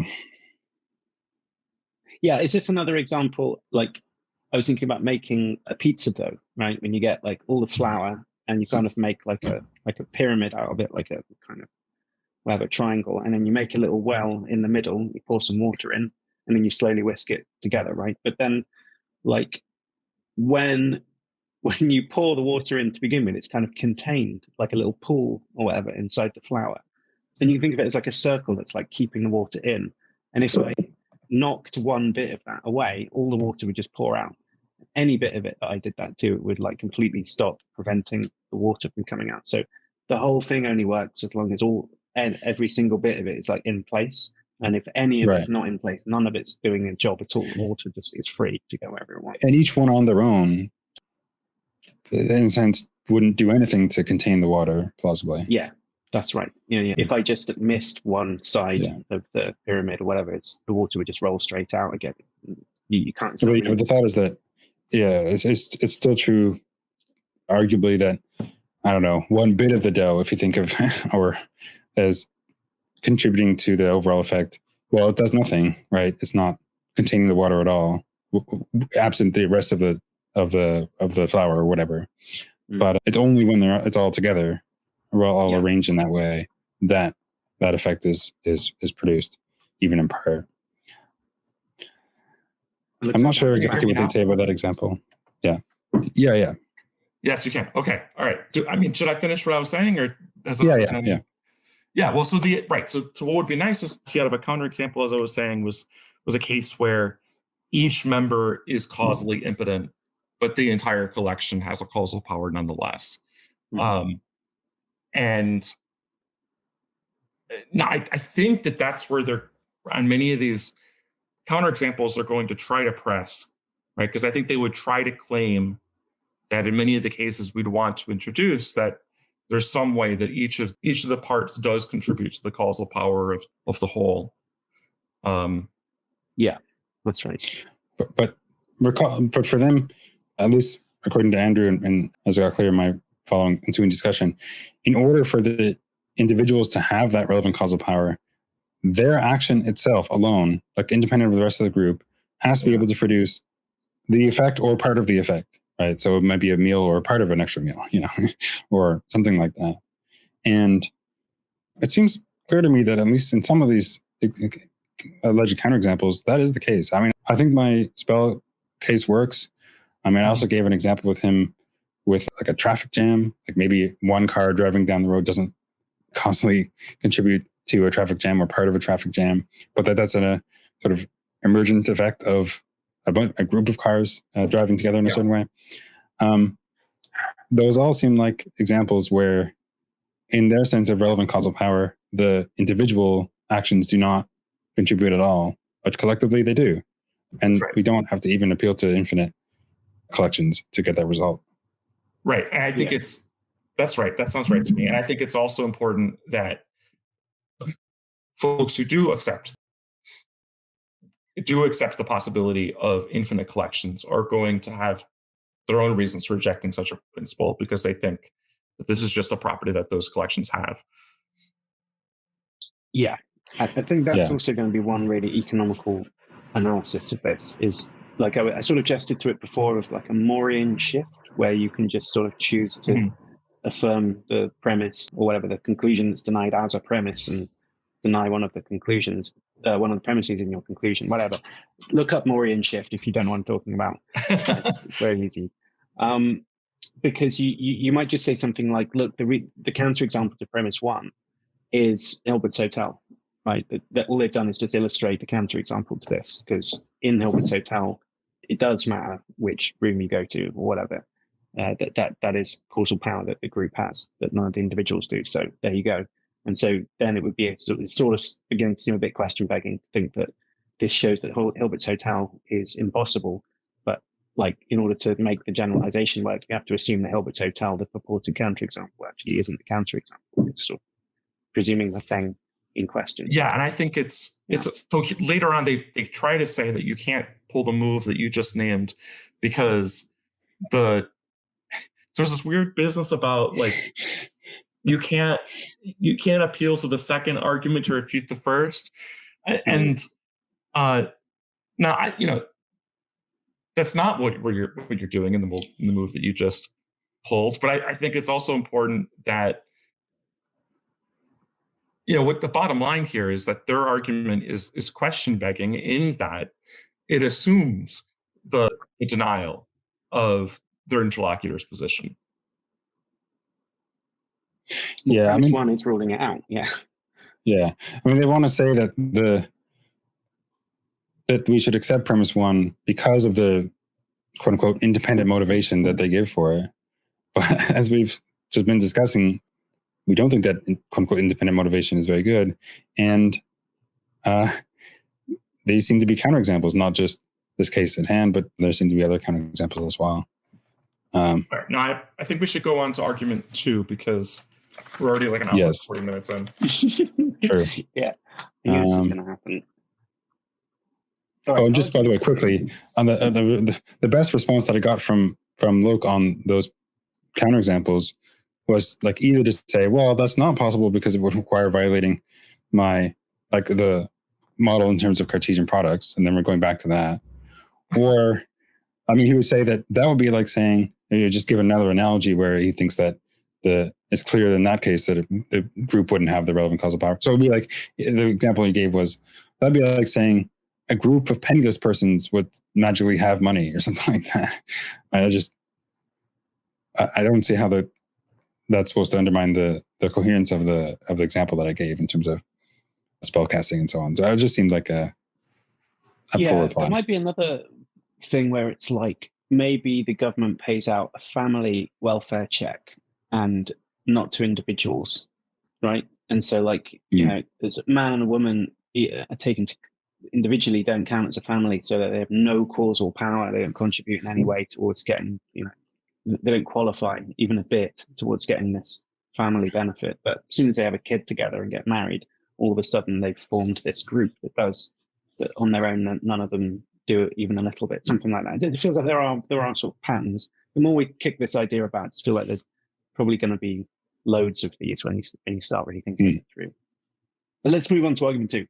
Argument 2 is confusingly not given in premise conclusion form. Don't know why.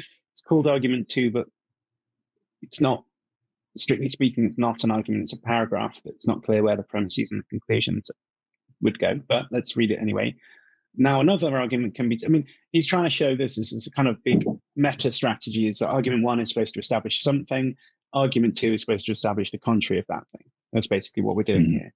So another argument can be given to show that if the number of guests/rooms were infinite, it would entail a contradiction with the above conclusion. So it would entail the negation of the previous conclusion. So to illustrate, if scenario 1, each guest n checks into each room n and eats up the meal, there would be 0 meals left. I don't know what's up. I don't know why it's a direction. There would be 0 meals left for the next day, and the guests would go hungry the next day, even if they check out and check in again. Sorry, I got lost in that sentence. To illustrate, if each guest checks into each room and eats up the meal, there would be 0 meals left for the next day.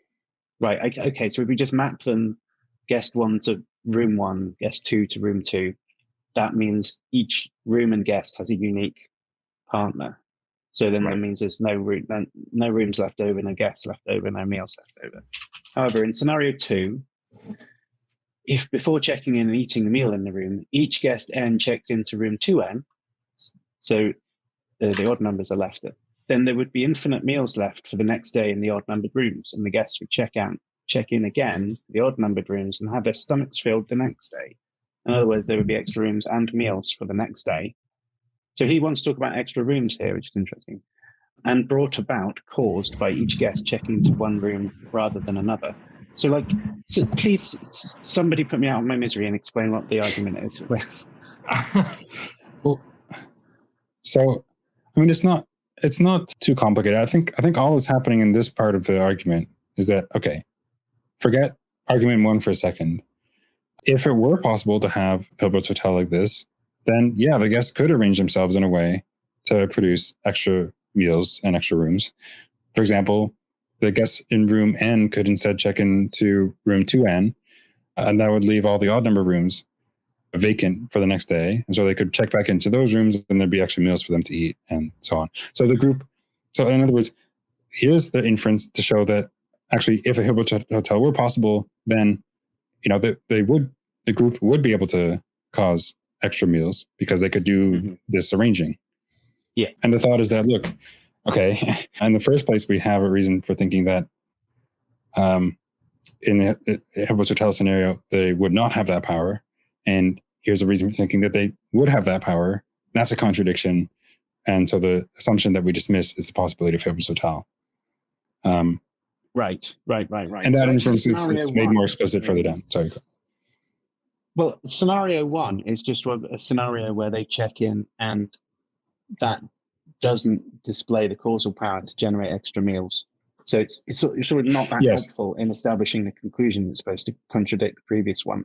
You can almost just skip it and just go, here's the argument, and start halfway through the paragraph.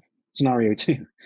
Each guest checks. Yeah, that's right. Scenario 1 doesn't really add anything. It's just, I guess, more clearly illustrating how the meals would be extra in scenario 2, because they wouldn't have been there in scenario 1. But I agree, it's unnecessary. I see. Okay, so premise argument 1 establishes the guests can't cause extra meals, and argument 2 establishes that they can. Right. Okay, good. And before we get more into that, basically, the way they draw a contradiction, they make the contradiction there explicit, letting G stand for the principle that each guest checking to one room rather than another would not make a difference to whether there are extra meals for each guest to eat again the next day and gain extra weight. I don't know why the gain extra weight is it's not adding anything, but yeah. So if they go for a big run and burn off all the calories and don't gain extra weight, then it doesn't. Yes. But the point is that the way they phrase this is necessarily. Okay, this is actually. Well, whatever. They say necessarily, if Hilbert's hotel, then that principle is true, G is true. But also, and that comes from argument 1, right? Because I think it's necessarily the case that they would not have that, would not have that power. And from argument 2, they would have that power. Unfortunately, the way they phrase this now, it's kind of like a double negation going on here, because the principles regarding what it would not make a difference. So in the case of argument 2, we're denying that they would not make the difference. So they actually would make the difference. And argument 2 shows that they would be able to make, they would make a difference whether there are extra meals. And of course, these two entail a contradiction. Well, they entail a contradiction if Hilbert's hotel is possible. And so they conclude that Hilbert's hotel is not possible. Right. So right off the bat, I think. So I haven't talked too much about this, but my instinct looking at this right now is there's this sort of simplification in the logical form here that's not really fair, because what we actually, let's say we give them everything and don't object to any of the premises or whatever. Let's say we draw some premises on an inference directly from argument 2 for them, so there is an argument. What we've got isn't simply the claim that Hilbert's hotel exists, which is, I assume, what HH means. It's just an abbreviation for Hilbert's hotel, right? So it's, I guess, if we're interpreting that as a proposition, it's saying there is a Hilbert's hotel or something. But clearly, there's more to it than that. It was the premises of the arguments gave us the conclusion G and not G, right? It's not Hilbert's hotel, therefore G, or if Hilbert's hotel, then G. It's if all premise 1, 1.1, 1.2, 1.3, then sort of G, I guess. But by their lights, that's a legitimate move, because they think that those things are all a matter of logic. And so they don't even need to make them explicit in order to derive this conclusion as a matter of logic. But of course, as we discussed previously, these things are not true as a matter of logic. So really, they should be added in here in order to derive the conclusion. It should be HH and the other extra logical assumptions entails G. and so on. And that's right. It's basically like, sorry, I've done it again. Go on. No, it's fine. It's fine. Yeah. Well, look, I'm just going to say, like, if I've got an argument that proves that P is true, right? Well, such that the conclusion is P is true, and I've got another argument such that the conclusion is that P is not true, right? Then what follows is that at least one of the premises in those arguments, right, is false. But that's it. That's all that follows. I mean, assuming classical logic, blah blah blah, there can't be any contradictions, right? The fact that I've been told P from one argument and not P from the other means that something's gone wrong with one of the premises. That's what you should think. So one of their premises must be wrong in one of those arguments. You can't say both of the arguments are right. What we should really be doing is not wondering whether Hilbert's hotel has been shown to be impossible, but which of the premises of their argument is not true. Right? That's what we should be looking at. So I don't know why we've suddenly moved from the implication of this contradiction being that one of the premises is false to it must mean that Hilbert's hotel is impossible. It gets worse than that. So, you know, I want to bring this out to the viewer. It is important that one of the assumptions that goes into both those arguments is the possibility of Hilbert's hotel, right? So it could be that when all the smoke clears, you get to say that Hilbert's hotel is impossible. But because those arguments have extra assumptions as well, you don't automatically get that conclusion. And so what I think is really crucial to what has happened here is that they know about the kind of objections that Landon Heydrich gives, which is closely related to the unsatisfiable pair objection, right? So it's this objection according to which, well, look, you know, you have some scenario that assumes P, Q, and R. It turns out that that conjunction is not possible because the scenario you envisioned was not possible. And now what you get to infer is not P or not Q or not R. You don't get to infer that each of those are individually false. Now, they're aware of that kind of objection because several pages on, they talk about Heydrich's version of it. But it's precisely the same objection here that they've just sort of glossed over and haven't dealt with, that you know, what you can take away from arguments 1 and 2, so long as you formulate 2 as an argument, is that the 2 different scenarios that they described are not mutually compatible, right? But that doesn't tell you by itself that Hilbert's hotel is impossible. Yeah. I think if we were to give a really generous, like, steelman of the case here, we would frame the first argument as involving a collection of assumptions, one of which is the possibility of Hilbert's hotel, and the rest of which are either purely logical assumptions or consequences of the purely logical assumptions plus the possibility of Hilbert's hotel. And so too for the second argument, right? Such that the only assumption that we could reasonably dismiss from either argument is the possibility of Hilbert's hotel as the only sort of non-logical assumption.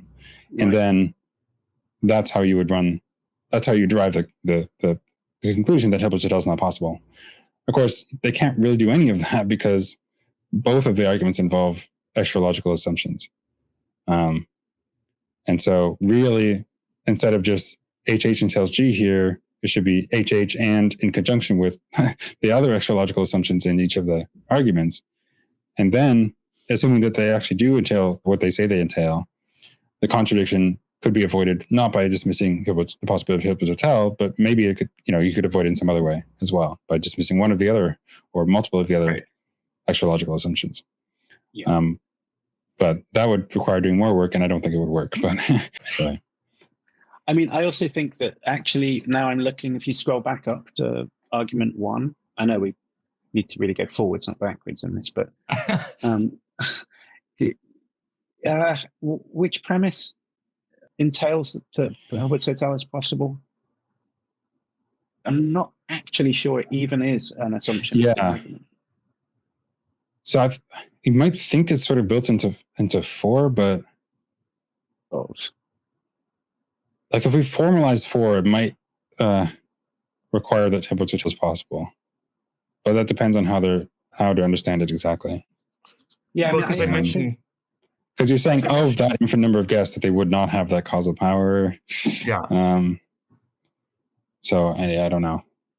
I mean, I think the way that it's supposed to work is that the first argument is supposed to be something like, assuming a Hilbert hotel is possible, the guests don't have the power to leave rooms unoccupied. And then the way that the second argument is supposed to work is, assuming the possibility of a Hilbert hotel, the guests can rearrange themselves in such a way that extra meals are left. And then that's supposed to be what gives you the contradiction. Right. But I mean, clearly that first argument isn't going to be able to get off the ground.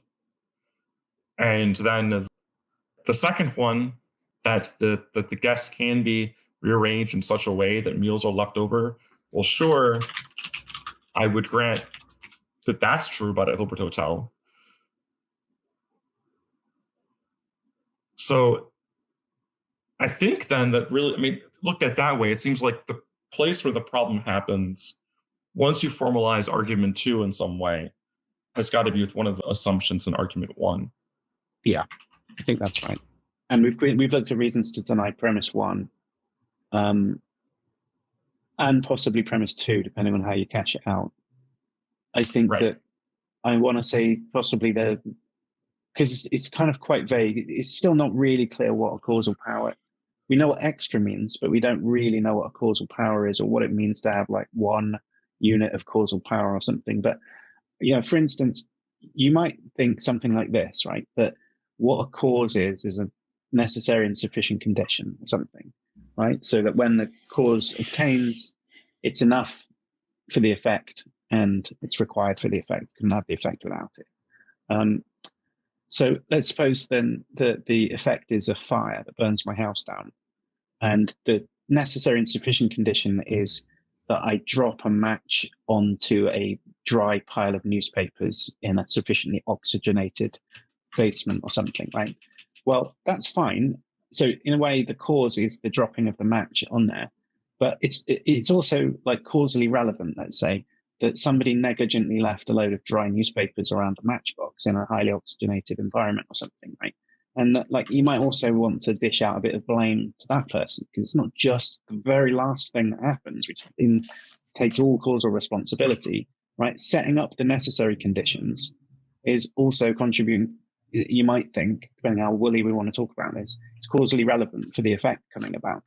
And if we're allowed to think like that, then patently, if somebody opens a hotel and makes the choice to stay in that room and eat the meal that's in that room, that's like obviously not sufficient for there being extra meals, but it is necessary that everybody picks a room and eats the meal that's in there, because that's part of what the definition requires for it to come about. So they are at least laying the ground for the extra meal being there by contributing each in their own way, their own little necessary condition that collectively constitutes a sufficient condition if they arrange it in the right way. So it just feels to me like it's not like they don't have any causal power. It's just that the very sort of specific model where it's like the amount of force that the atom contributes to the cricket ball or something. Like, you don't have it in that sense, but they do have it in the sense of like the negligent person who leaves the dry newspapers around contributes to the fire, even though he's not the one who drops the match on it. Right. And I think so on that basis, I want to object to 1.3 as well. Yeah. No, that's very good. Because well, you can go if you want. No, I was going to say that what Alex just said put an idea in my head, which is that if you're the kind of person that models causation as a kind of time asymmetric counterfactual, if you're David Lewis, for example, well, then you're going to say that rearranging the guests has the causal power, to the extent you can make sense of such a thing, has the causal power for producing extra meals, right? Because had it not been for the rearrangement of the guests, then the meals wouldn't have been there, right? So that the relevant counterfactual is made true by the rearrangement. Yeah. No, this was something that came up in my discussion with him, because I think there's enough ambiguity in what the quote unquote relevant causal power is supposed to be, such that it's not obvious that 1.3 is the case. So if we think about what the group is supposed to be able to do in Hilbert's Hotel collectively, well, they pattern their room selection in a certain way such that each of them gets a room, but there's rooms left over, right? So, for example, they pattern them into such that they select only an even-numbered room. Now, if that pattern is really what's doing the work there, that pattern of room selection, well, an individual guest can by themselves contribute to part of a room pattern, right? I could select room 2, and that's part of the relevant even only room selection pattern. And if that overall pattern was the sort of direct, enough to have the direct causal power to cause extra meals, then it seems to me that an individual guest, by selecting a room that accords with such a pattern, is themselves contributing part of what's required to produce that effect. So if that's admissible for an understanding of the relevant causal power, then 1.3 is just false. Yeah, that's my idea. You said it better than I did. Yeah. And this came up in our discussion and didn't really go anywhere, but we ended up just moving on, I think, to presuming that they wouldn't have that causal power and then exploring further counterexamples. But yeah, that is a worthwhile point, though. Yeah, and that's right. So I think it's time that we look at their anticipation of counterexamples and pushback and seeing what they say about it. Let's just. Well, I was going to suggest that maybe we move on to section 4. But I don't know. We can look at their anticipation of objections if you want. Well, I need to cover this objection here, right? The different senses of extra meals. Okay, that seems like an important one. Let's see. Yeah, they're just clarifying their sense of extra meal, since that's fine. Oh yeah, well, do we want to cover this one where they argue that it involves that concern that involves generalizing from the finite to the infinite case?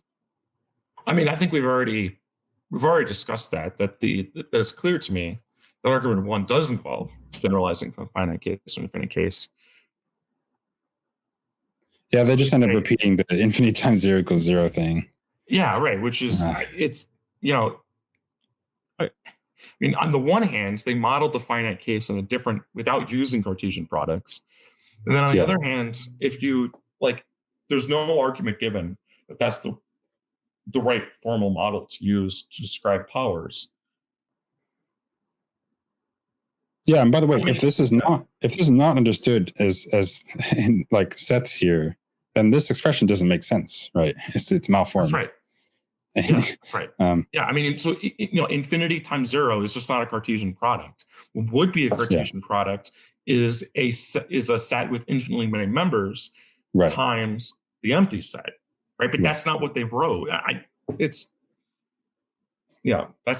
frustrating to me. But yeah, and by the way, I think the same point has been made by Loke years ago. In fact, if I recall correctly, it's in his 2017 book with Cartesian products. At the very least, it's either in that or in something he wrote in 2021. But I know there was something previously where he made a similar point. In fact, there's something previously where he made a very similar point to the argument that comes up, that the whole argument that's in this paper. So it's not even really that original as far as the stuff that he's written on before. But anyway. That's right. I think I had a long email exchange with him at one point, and I think some of my words from that have made it their way into this paper. I can't find it now, but there was a bit where I quibbled that he was flipping between two different notions of extra, right? Where the extra meal seemed like in the cooking case, extra meant something different from how it was used in the definition. It's on page 4. It's here. Right. Yeah. Right. That's right. And my point was that that sort of equivocation between the two different meanings might have this effect on the reader, which is that you sort of nod along to the intuition pump because you're implicitly using one of those meanings, but then the intuition pump for the other premise in the argument, which is also using the word extra, is actually implicitly using the other notion. So you nod along for a different reason. And if you don't notice that there are two notions of extra going on, then you'd buy both premises when you should have, to be consistent, rejected one and only accepted the other one. And his reply to that was they don't equivocate because they use the same meaning throughout, I think. Right. Which kind of missed the point, because like obviously you're saying that you use it the same in both. But it's just that, like, if you do use it like that, then the reader who, like, for instance, if you go, oh, so it's never about actually producing new things that didn't exist before, right? It's just about them being left over after you choose a room or something. Well, then maybe you're more likely to think, well, you know what? Like we were talking about a moment ago, the individual does contribute something towards that, right? Because I mean, it's just a patterning thing, and they do contribute in some way towards that. So, like, if you keep it clear, I do still think this kind of equivocation thing has some legs to it. Not that they literally have a different definition, different premises, but just unless you forget that definition and interpret it according to the kind of producing a new thing, unless you do that, one of the premises just doesn't look true anymore. Like that's the problem. Well, so what you were saying is that the maybe much of the plausibility of one or more of the premises rests on the equivocal interpretation. And if we're clear that they're using it in the same univocal sense, this doesn't strike, maybe wouldn't strike most readers as plausible. Yeah, that's right. Yeah. Yeah, I think there's a case being made there.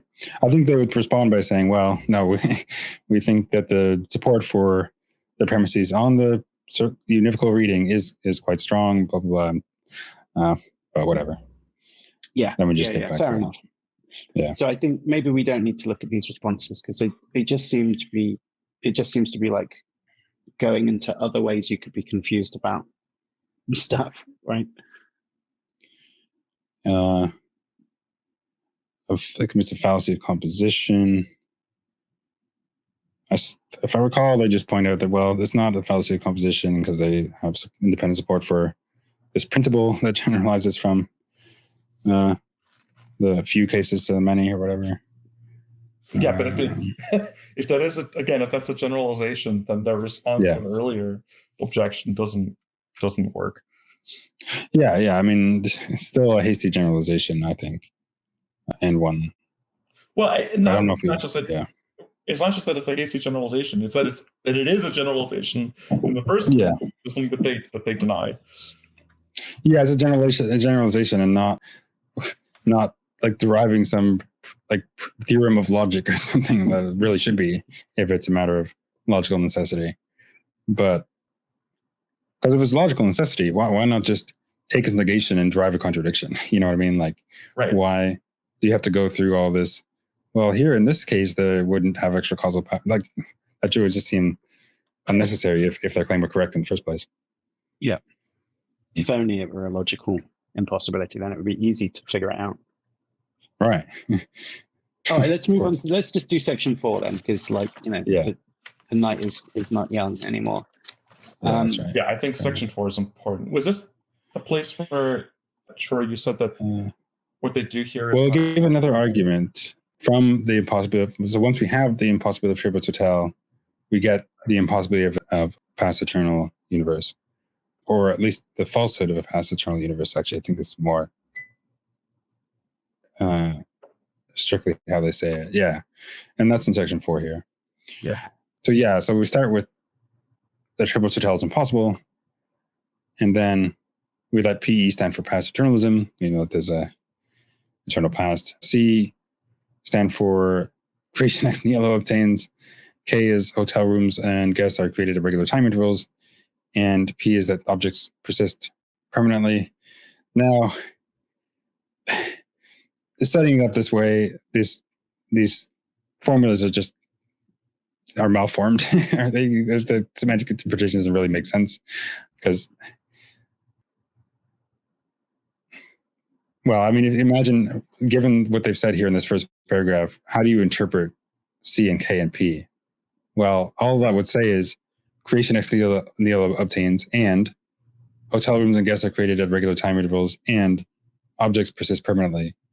But you have to say that the creation ex nihilo is of the guests and rooms, and that those persist permanently. But that's not a strict consequence of the way that these formulas are constructed. But it's worse than that, because so PE is supposed to stand for past eternalism. Now, maybe you could use the phrase past eternalism to stand for a sentence, like Yeah. that the universe is past eternal. But that what they've kind of written here in the quotation marks is that is just the phrase past eternalism. Right, which is not itself a proposition, but yeah, right. That's right. So that's a name, if anything, of a proposition. And so like that means the first sentence here is ill-formed. The other thing that's frustrating about this is that they're not careful enough with their parentheses. So when I first looked at this argument, I wasn't sure whether PE was part of the antecedent or if the whole conditional was in a conjunction with PE. Yeah. Now, if you read on in the argument, it has to be that PE is in the antecedent. There's no way of understanding this that is not like that. But they should have had parentheses around. There should be a bracket around this. Yeah. Yeah, that's right. Yeah.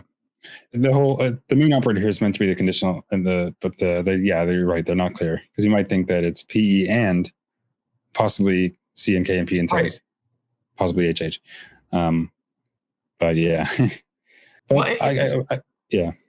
It's written another way too, right? Because so they're not clear that this part again about the unclearness in the antecedent, because it's the way they've written it doesn't actually force it to be true that the possible world where C and K and P obtain is the same possible world where Hilbert Hotel obtain, right? Because they put diamond in both the antecedent and the consequent. Right. It could be that there's one, for all they've written in that proposition, it could be that there's one possible world where C and K and P is true, and an entirely different one where HH is true. Exactly. So yes, you might think that, imagine that there's only two worlds, right?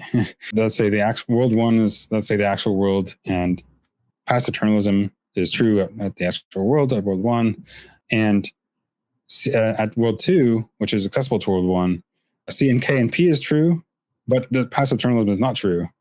And so at world two, we might suppose that no Hilbert Hotel was ever constructed or otherwise exists. Then it seems to me that with respect to world one, you would get PE and possibly C and K and P, but not possibly HH, because HH is false at both worlds.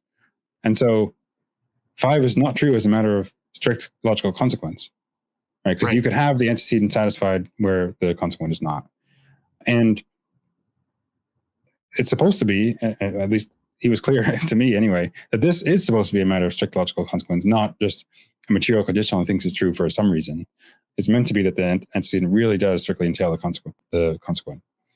Well, I mean, it shouldn't, nothing should, I mean, if this is actually a matter of logic, it shouldn't matter how we interpret the terms. So like the fact that it doesn't actually say in the definitions above that the world in which creation ex nihilo obtains is the same one that Hilbert Hotel is supposed to exist in, shouldn't matter about whether, I mean, its validity will remain however you interpret those.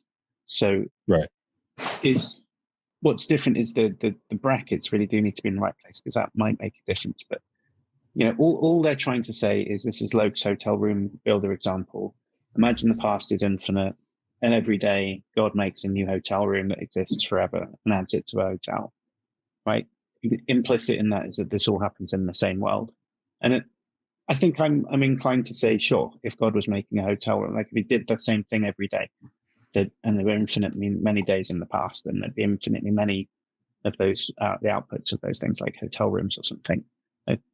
I think I want to say, okay, formalism's a bit rubbish, but I understand what's going on with that first premise. If we forget what it means, so there's just some proposition and possibly 3 other propositions, right? So P is true in the actual world. There's some world where C, K, and P are true. That implies that there's some world where HH is true.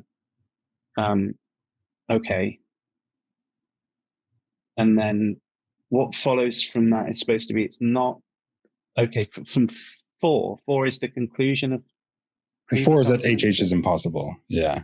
Where's that? So you get down? That's way up on page 2 of 4. Sorry. Yeah.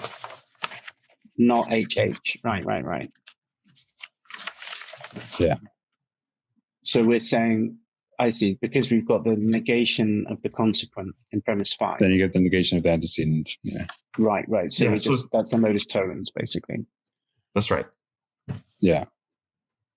But because we have... Apart from underneath, they start saying, oh, this is De Morgan's law and this is a disjunctive syllogism. Where were those helpful explanations of laws are being inferred earlier on in the paper? Well, they're not consistent with the way that they treat arguments, right? So like the first argument is in natural language. The second is not expressed in like premise conclusion form at all.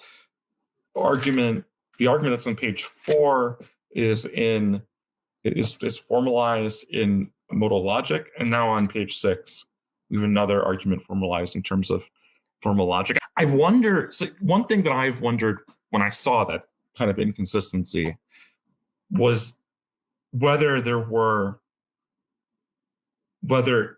Loke contributed to some of those arguments and then Haitov did maybe like the formal ones, for example, like the modal logic arguments. Because that kind of inconsistency could be explained by the fact that it's a co-authored paper, perhaps. Yeah, perhaps. I'm not sure. But just quickly on premise 5 here, in response to this concern, actually, I think in the Facebook thread, that point that that this is not a strict logical consequence, even if, obviously, in terms of its form, it's not a strict logical consequence, but even if we enrich the semantics and then just consider whether if we sort of added in that you could get a strict consequence, whatever, speaking a little bit loosely here, it doesn't seem to follow. And Joe pointed out on the Facebook thread that, yeah, you can have that where it doesn't, you can have a world where it satisfies the antecedent, but no world that satisfies the consequent. And in response, initially, or at least throughout at some point in just my interaction with him, he ended up saying, well, actually, the way to interpret K here, the time intervals that we're referring to, are like the actual time intervals, are those at the actual world. And that is a little bit ambiguous because you can understand actual rigidly or non-rigidly. Mm-hmm. And if it turns out that you're understanding it rigidly, then 5 is going to be true, right? As a matter of, is going to follow. Once, leaving aside concerns about the exact form of it, it is going to follow that if the antecedent is true, then the consequence is true. But then, so I would go on to argue, premise 8 is going to be plainly question begging, because then you're saying, if someone thought, against the person who agreed, suppose someone agreed that Hilbert's hotel was impossible, but didn't agree that the past was eternal. Maybe past was not eternal, so maybe they're agnostic about whether the past is eternal, or maybe they think it is eternal. To them, premise 8 should be plainly question begging, because that's essentially saying that, well, there's a possible world that shares the relevant temporal intervals with the actual world at which all these rooms were constructed. And it follows from that, right, if past was actually eternal, that Hilbert's hotel was constructed. But by their own lights, Hilbert's hotel is not possible. So they should not accept premise 8 then, in that circumstance, if that makes sense. So premise 8 would be just question begging if on the sort of rigid reading about how the actual world is referred to, what the intervals in question are. But if the intervals are non-rigidly referred to the actual intervals, then the same problem arises, right? Because 5 is not going to be true as a matter of strict consequence, because again, you could have another world, say world 2, where at that world, the intervals refer to the intervals at world 2, which perhaps are finite in extent.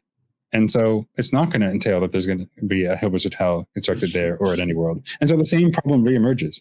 So in other words, we get this sort of dichotomy. Either you have you rigidly refer to the durations or to the world, in which case premise 5 would be correct, but premise 8 is going to be question begging, or at least shouldn't be accepted by someone who's not already convinced that PE is false. Or you have a non-rigid reading of the reference to the intervals or to the world, in which case premise 5 is not going to be true as a matter of logical consequence. And it doesn't seem to me that there's a way out of way out of this dichotomy. And he tried to take the non-rigid reading, but say that somehow it still is a strict logical consequence. But at that point, I just presented the straightforward, rigorously stated counter model, and he just had nothing to say. I mean, he just kept repeating the confused reply, and that's sort of where it ended off on that point. Yeah, I think it's a little bit. Obviously, the non-rigid reading now, it's just like never going to work. Sorry, Dan, you're going to say something. Oh no, so I think it's a little bit worse than that, because so there's this currently unsolved problem in philosophy of physics about how you identify. So if you have a relativistic space-time, how do you identify features of that space-time from one possible world to another, right? So in order to evaluate counterfactuals, for example, you'd want to be able to say that this feature of this one world is going to be identified with this feature in this other possible world. It turns out that it's unclear how to do that for relativistic spacetimes. Now, the reason I bring that up is because, well, clearly what we want to do here is we want to identify these time intervals from one possible world to another. You can't actually do that unless you solve this problem. But what's perhaps more important than that is that one of the things that's really important to Loke is that his arguments don't make, he thinks, substantive claims about the metaphysics of time. Or he wants, for example, his arguments to be consistent with both A and B theory. And I think many people would want to say that the strongest reason to be a B theorist, for example, is given by physics. If it turns out that the kinds of counterfactual claims that Loke wants to make, or the kinds of comparisons between possible worlds that he wants to make, are precisely the kinds that we don't know how to make in the context of a relativistic space-time, then it seems like it's difficult to get the argument off the ground. Hopefully that made sense.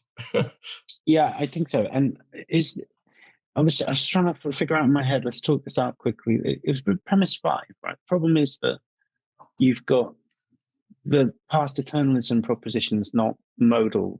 It's not modified by modal operators. Right. So you assume that it means that it's supposed to be true in that thing, be true in the actual world. Right.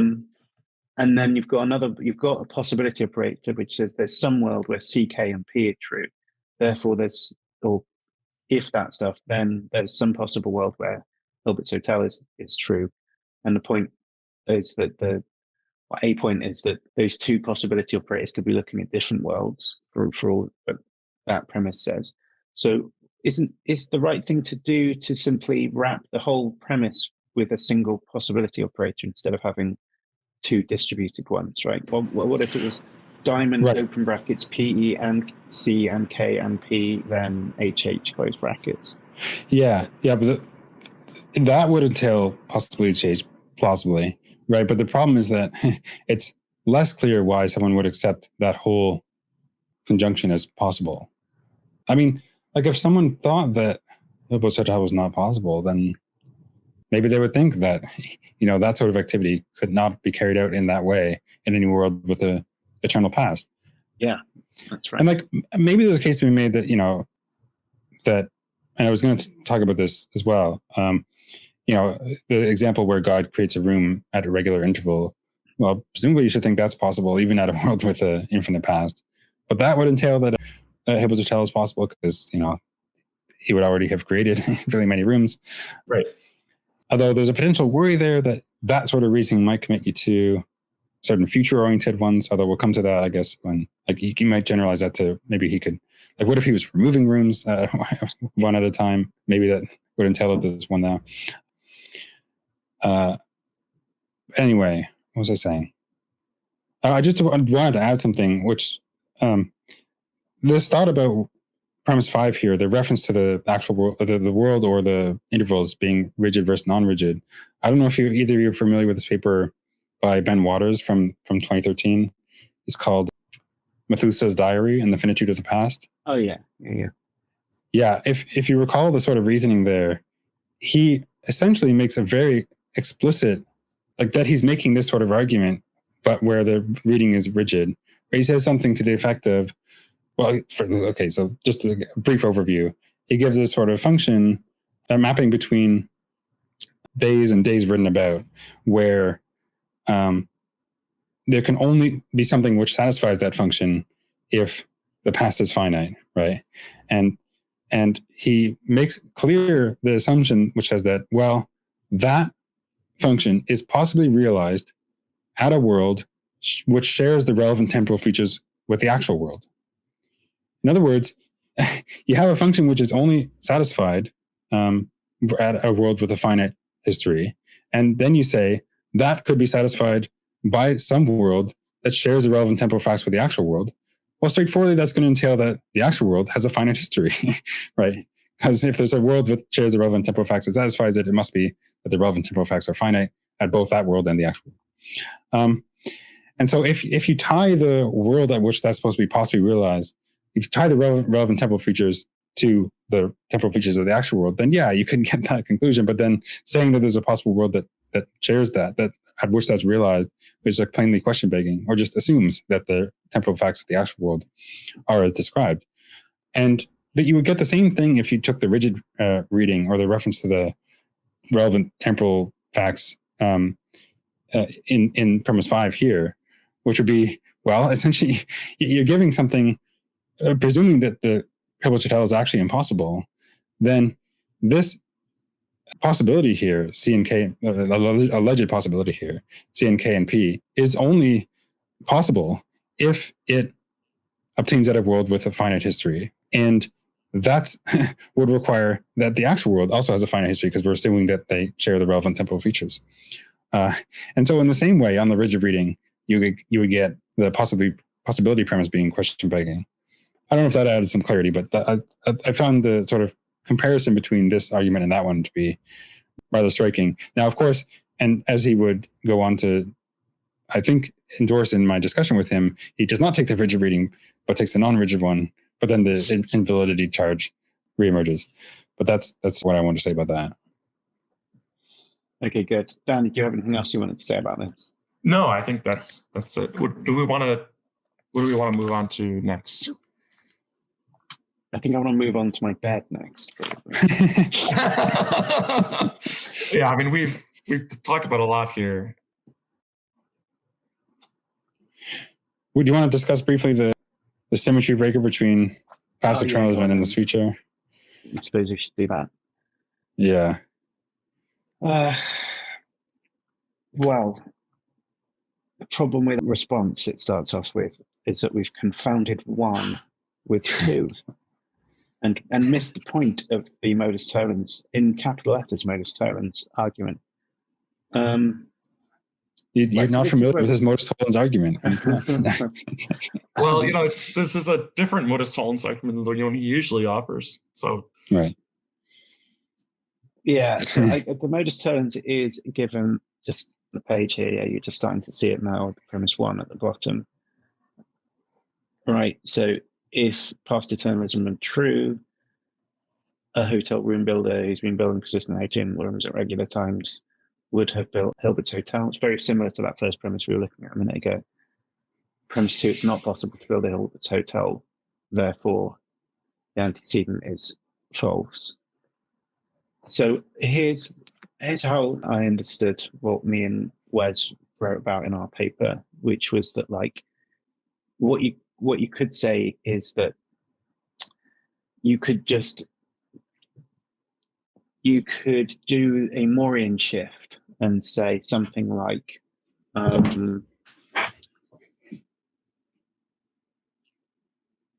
grant premise 2. Let's just say premise 2 is true. So what I'm going to do is conjoin that with the negation of the conclusion and deny premise 1. And that's doing a Moorian shift, is to sort of pivot the argument round so it points in the opposite direction instead. So let's keep premise 2 fixed. And then let's just suppose that the past is infinite. Well, if the past is infinite and it's not possible to build a Hilbert's hotel, then it can't be true that if the past was infinite, then it would be possible to build a Hilbert's hotel, right? You're able to just deny it, like logically. It follows by something else that's equivalent to a modus tollens, effectively. So he thinks that this misunderstands the point of a modus tollens. And I don't really know what that means, apart from saying, like, don't do that, stop it, or something. And I'm not quite sure what it means. What do you guys think?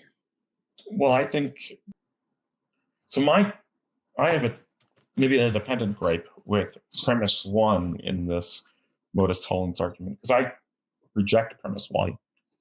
So he says if past-eternalism is true, a hotel builder who has been building persistent hotel rooms with regular time intervals using materials created ex nihilo would have built a Hilbert hotel. I don't think so. So the way that we usually imagine this is that for every past time that there is, over an infinite amount of time, there's this demigod or whatever who's creating a room at that time. Well, the room he's creating is just adding a room onto a hotel that's already infinite. That is, onto what is already a Hilbert hotel. And that's true for every past time. So if that's true for every past time, though, then there's no time at which this hotel builder actually managed to build an infinitely large hotel. Now, I suppose what could be said is that for every room in this, that room was added at some point. Right? For any room in that hotel, you can find some past time where that room in particular was added. But I'm not sure if that really counts as like building a Hilbert hotel. I take it that what it would take to build a Hilbert hotel, in my view, is that you start from a condition where there is no Hilbert hotel, you do something, and then there is one. But that's not what happens in the scenario we're envisioning. Yeah, okay. I understand. I think that I've got a stronger version of that argument. I think I can improve on that a little bit. Just as a comical side, it does sound a little bit like you're saying, unless the addition of each room contributes some causal power towards the. But anyway, so that's one side. I think the stronger way to put what you were just saying then is just that premise one and premise two are actually just inconsistent with one another. Right? It's not about Moorian shift or begging the question of a modus tollens or anything. It's just imagine I wrote them the other way around. So first we consider premise two, we just grant it. It's not possible to build a Hilbert hotel. Cool. I mean, and really, it's not so much it's not possible to build a Hilbert hotel. It's just not possible that there is a Hilbert hotel. It's just metaphysically impossible for one to exist, right? It's just grant that. That's what premise two is really about. Like the only reason it's not possible to build a Hilbert hotel is because a Hilbert hotel is impossible, right? But if a Hilbert hotel is impossible, then as you pointed out, adding a room every day is like adding a room to what? Adding a room to Hilbert's hotel every day, because each day it's not like he's made the hotel from nothing. All he's made from nothing is an individual hotel room. He's added it to a pre-existing stock of rooms that are already there.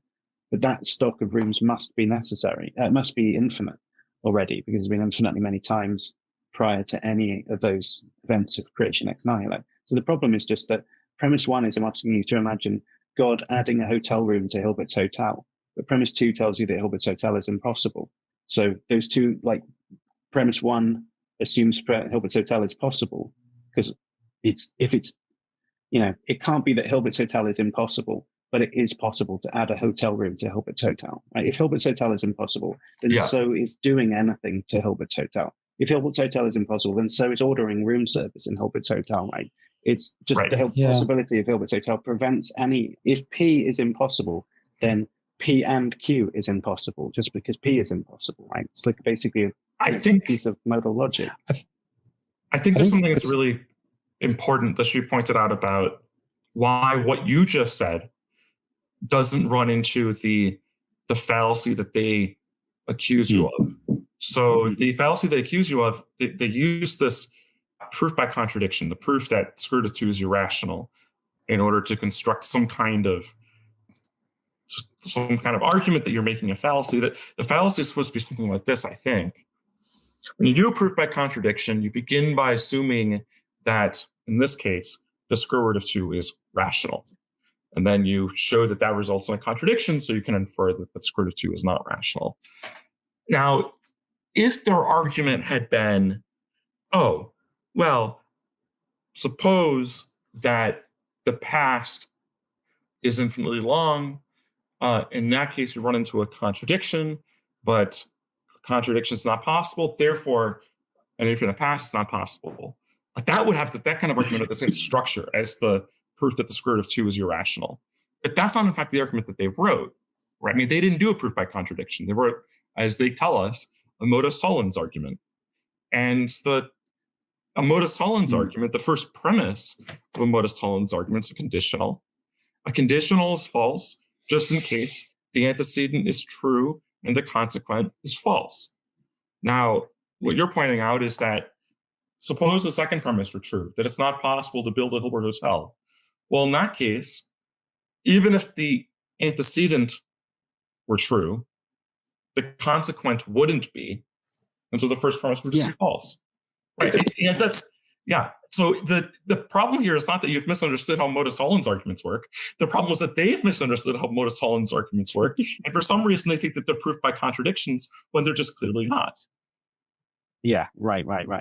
And that's why when I first started saying it's like a Moorian shift, I think basically it's the same thing. It's just once you realize that premise 2 is incompatible with premise 1, it gives you a reason at least to shift it in that way I was saying, where you go like, how about I deny premise 1 and I accept premise 2 and the conclusion? We've still got the same logical relationship. It's just I've switched around which ones I'm willing to accept. And right. In fact, you could reorganize this into a modus ponens argument by switching 2 and 3. And then, or I guess you couldn't just switch 2 and 3. You do a little more than that. Anyway, you could reorganize this into your own modus ponens argument or your own modus tollens argument for that matter. And then you could accuse them of fallaciously misunderstanding the argument that you've constructed. But yeah, the argument that I was suggesting wouldn't be a modus ponens either, really. It would be premise 1, it's not possible to build a Hilbert hotel. Premise 2, past eternalism is true.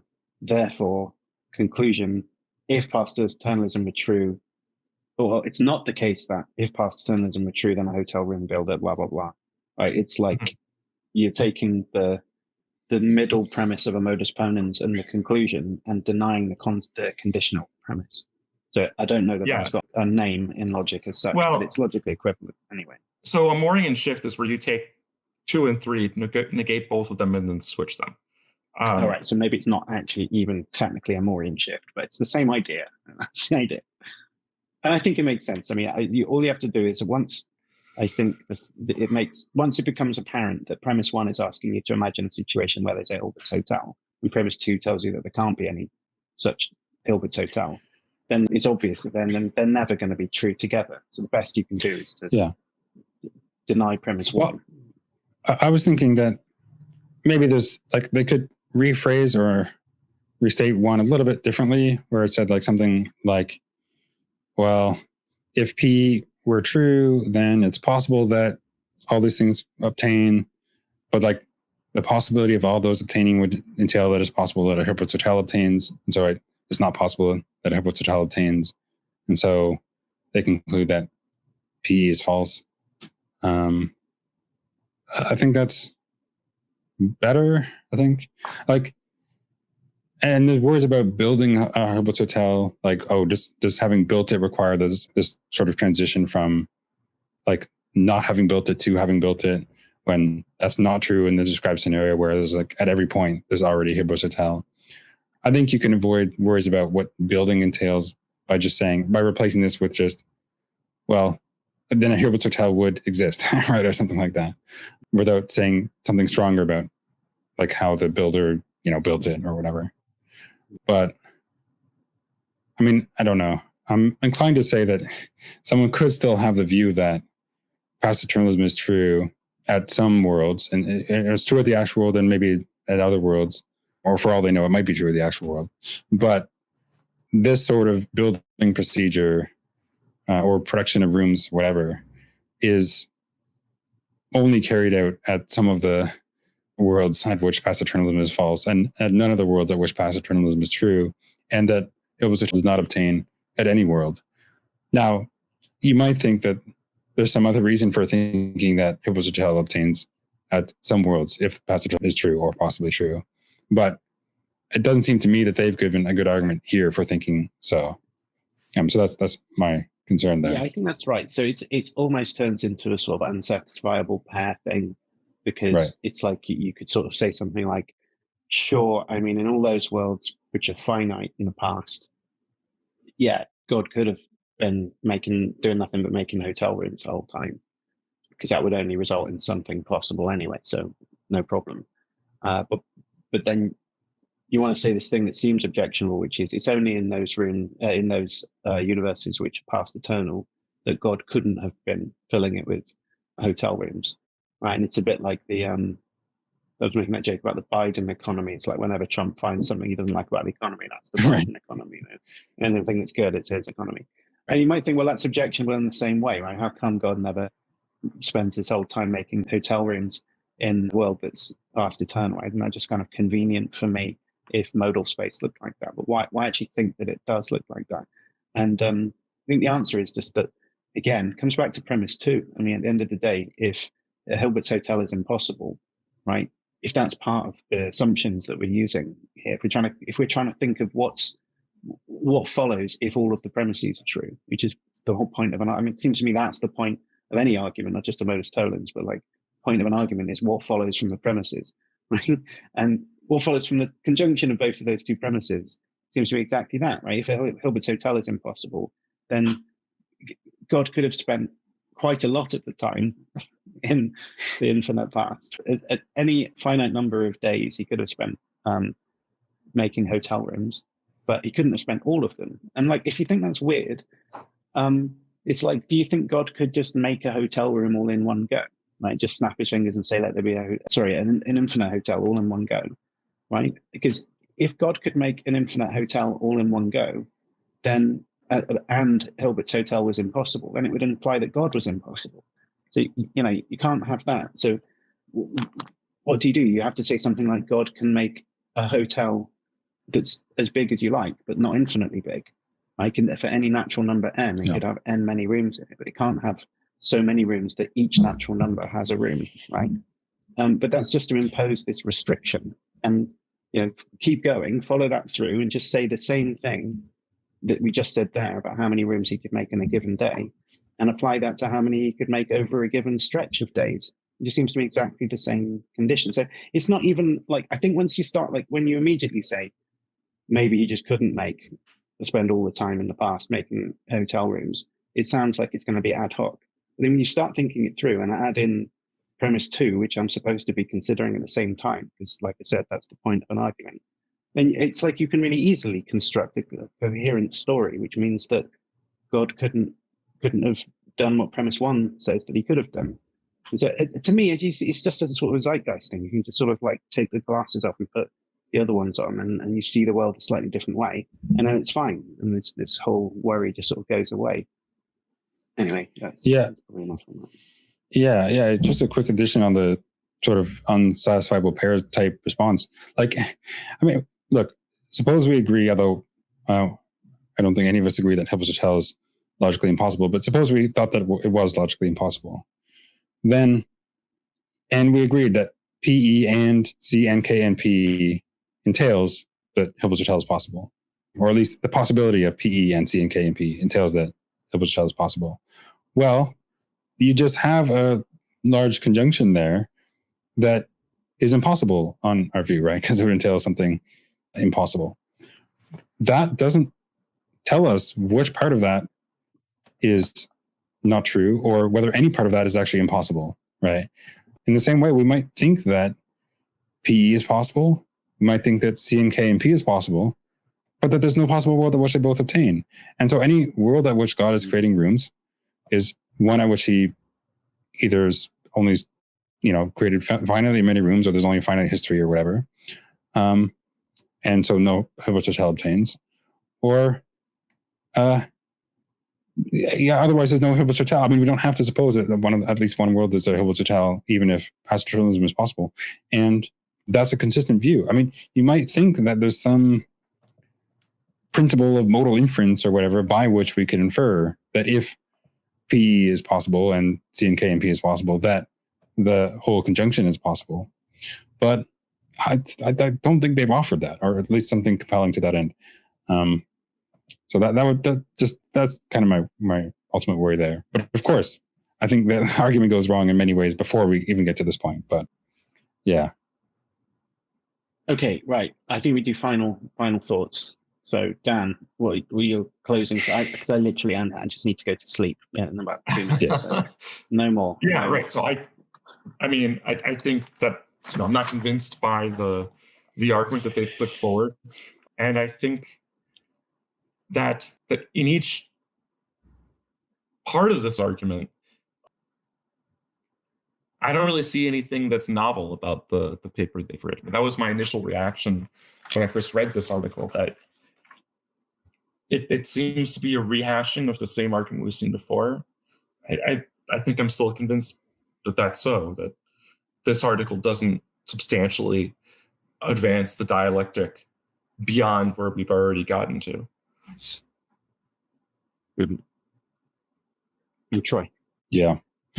Just on that. Yeah, the addition of the meal stuff gives it maybe a veneer of novelty, but it really isn't. The only thing that's sort of novel is the additional like causal principle, and then some of the stuff they say about the asymmetry breaker between the past and future cases. But yeah, overall, I think it's quite poor. Just to summarize some of the concerns. Yeah, like premise 1 from the argument 1 just seemed to, first of all, not be a matter of logic, even though they require it to be so. And 2, seem to be sort of implausible, question-begging, and admit of various counterexamples, as discussed. And premise 2 is just a consequence of premise 1. And premise 3, regarding the individual guest not having the relevant causal power in Hilbert wasn't obvious. And so there's a way to understand that where they actually do have that causal power. And then argument 2, deriving the contradiction, was there were some issues there, but maybe we can, like, if the issues with premise argument 1 were otherwise resolved, and it's not too bad, you can sort of patch it up a little bit in a way that sort of makes sense. Sorry, do you mean the argument? I think you mean the one where you can patch together is the one where they combine arguments 1 and 2 into a formal argument, which isn't what they call argument 2, right? Argument 2 is this paragraph. You're right. Yeah. Argument 2 is sort of fine. That's just for thinking that, in the Hilbert case, they would be able to organize themselves in a way to produce extra meals. And that's just if they, for example, move into the even numbered rooms only, then that's a way of quote unquote causing extra meals. I mean, leaving aside worries about whether that actually counts as causing extra meals, as Alex discussed, then that's fine. And then the sort of further argument combining arguments 1 and 2 to derive the conclusion that Hilbert is impossible. Yeah, that seems, well, it's problematic for the reasons we discussed, in the sense that it doesn't follow from Hilbert alone that this principle is true, according to argument 1. It follows from Hilbert and the other assumptions, which are not merely principles of logic. And so you can't just dismiss them when writing out this conditional here. But, I mean, if you added those in, and then you could get something, but then you have to say that it's not those other things that are false. It's the Hilbert assumption, or possibility of Hilbert which is false. Or it's not just those things that are false in conjunction. It's the Hilbert is impossible altogether. And that's going to be a harder case to make. If they could argue that each of those assumptions were matters of logic, like principles of logic, then sure, then this would follow, but they're not going to be able to do that. So skipping over some of the concerns there. And then it just got us back to the argument from the impossibility of Hilbert to the falsehood of past eternalism. Actually, I just noticed that the section of the title, they say, can be used to argue for the impossibility of past eternalism, but the conclusion is not that past eternalism is impossible. It's just that past eternalism is false. Now, I guess they could maybe rephrase their argument to get that stronger conclusion, but they don't get it here anyway. But that's another thing worth pointing out. They don't, because it seems like it's just weird to distinguish modally the PE assumption from the CK and P assumptions. Like, I don't know why PE has to be in the actual world. As long as surely it's what matters. It's the same world, right? If the universe was eternal, God existed, made hotel rooms, and they persisted, then in the very same world there'd be a Hilbert's hotel. Like, why separate the modal operators out as if they should be treated independently? It's just bizarre. But it's not a choice. That means, I mean, if the whole formula had been prefixed with a modal operator, right? I'm too tired to think it through properly. But would that mean that you'd be able to then prefix the possibility operator into the conclusion? So it'd be not possible. Yes, you would, right? If you had possibly, and then in brackets, PE and C and K and P, close brackets, that would entail possibly HH, charitably. Yeah. But then when they go on to, well, first of all, how are they going to support that possibility claim? Right? Why think that those things are all possibly realized at the same world, right? But if they could do that, then the rest would follow. If they said possibly C and K and P, like if they said possibly C and K and P together, right, then it would just follow that not possibly. Well, actually, no, that doesn't follow. We probably should have done this portion of the reasoning earlier. I mean, look, so, okay, if you put the diamond in the front of PE, then you're still going to be able to say, using 5 and 4, you could still do modus. Well, hang on. Are you still I was saying the diamond in front of everything, right? Diamond brackets PE and C and K and P close brackets. If you had diamond, right? But then how do you get it? So look, so if you had diamond and then that whole antecedent, so that's your conditional, right? Your conditional has diamond in front of it. The consequent is still diamond HH. Mm-hmm. They have an earlier argument, so 4, right, is not diamond HH. Right. You can still take the two of those, 4 and 5, to get 6. Well, no, instead of how they wrote 6 here, it would be not possibly PE and C and K and P. Right. My question is, how do you get from that to not possibly PE? Oh. Granting possibly C and K and P. Well, yeah, I don't think you can. Because what you'd have is... yeah, that's what I was saying. That didn't seem to me that you could. Yeah, right. Okay, I'm caught up now. So what you'd have then is you'd have box, so necessarily not that whole antecedent, and then using the Morgans, you'd just be able to say necessarily not that big disjunction. Yeah, right. Either not PE or not C or not K or not P. What you could not get is necessarily either not PE or not C and K and P. Right. That would not follow. You need to have something, because then they could say, well, if it's not the case that necessarily not C and K and P, because we have possibly C and K and P. So we'd have necessarily not PE, but that you wouldn't get that first step from the first premise. So I don't see how they would get even the conclusion out of that. So, I mean, I don't know. The other thing is that the way it's phrased here, where P is asserted about the actual world and not just a possibility claim. Like in my ensuing discussion with, and I don't want to spend more time going back into this, my ensuing discussion with Loke on Facebook was that, well, because the regular intervals that refer to those at the actual world, it's relevant that P is asserted to be true at the actual world, because now their intervals are tied in some way to there, even though it's not rigid. Anyway, not to rehash that, but somehow that's meant to make the inference possible, although it doesn't work. It doesn't seem like there's a way to salvage it here that would make it work. But whatever, I'm not opposed to there being some sort of inference that if patch eternalism is possible, then Hilbert's hotel would be possible. I mean, I would grant that anyway, because I think Hilbert's hotel is possible and patch eternalism is possible. But it doesn't seem to me that they've given it here anyway. So I'll just kind of leave it there unless someone wants to add anything onto that. Only trivial thing I want to add to that is, why is it K? There's no K in the expression that's defines as in.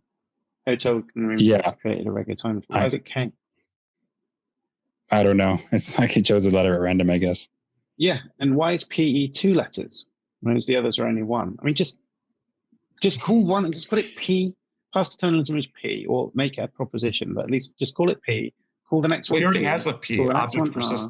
Yeah, but then the object is permanently cut. It could be O then, like whatever. Like make it one letter. Just put it P, Q, R, and Yeah. S. They don't. I mean, or Yeah. have it as like something that relates to the thing, like PE relates to past paternalism, or have it as an unrelated single symbol like K.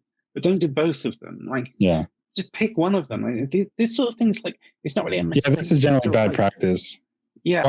Why have HH? Why don't just have H? Right? Like I don't, you know.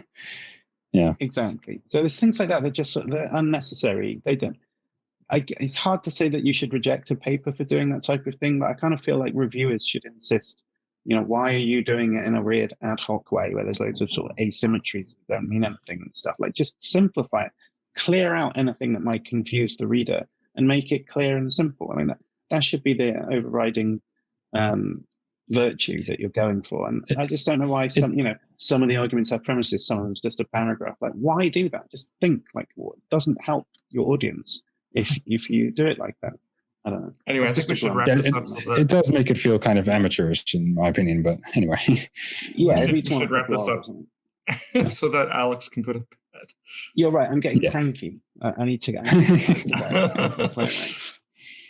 All right, good. All right, well, let's just stop there then. Thanks both for spending, let's say, generously 3 hours of your time doing this. It's been fun. Yeah, this has been great.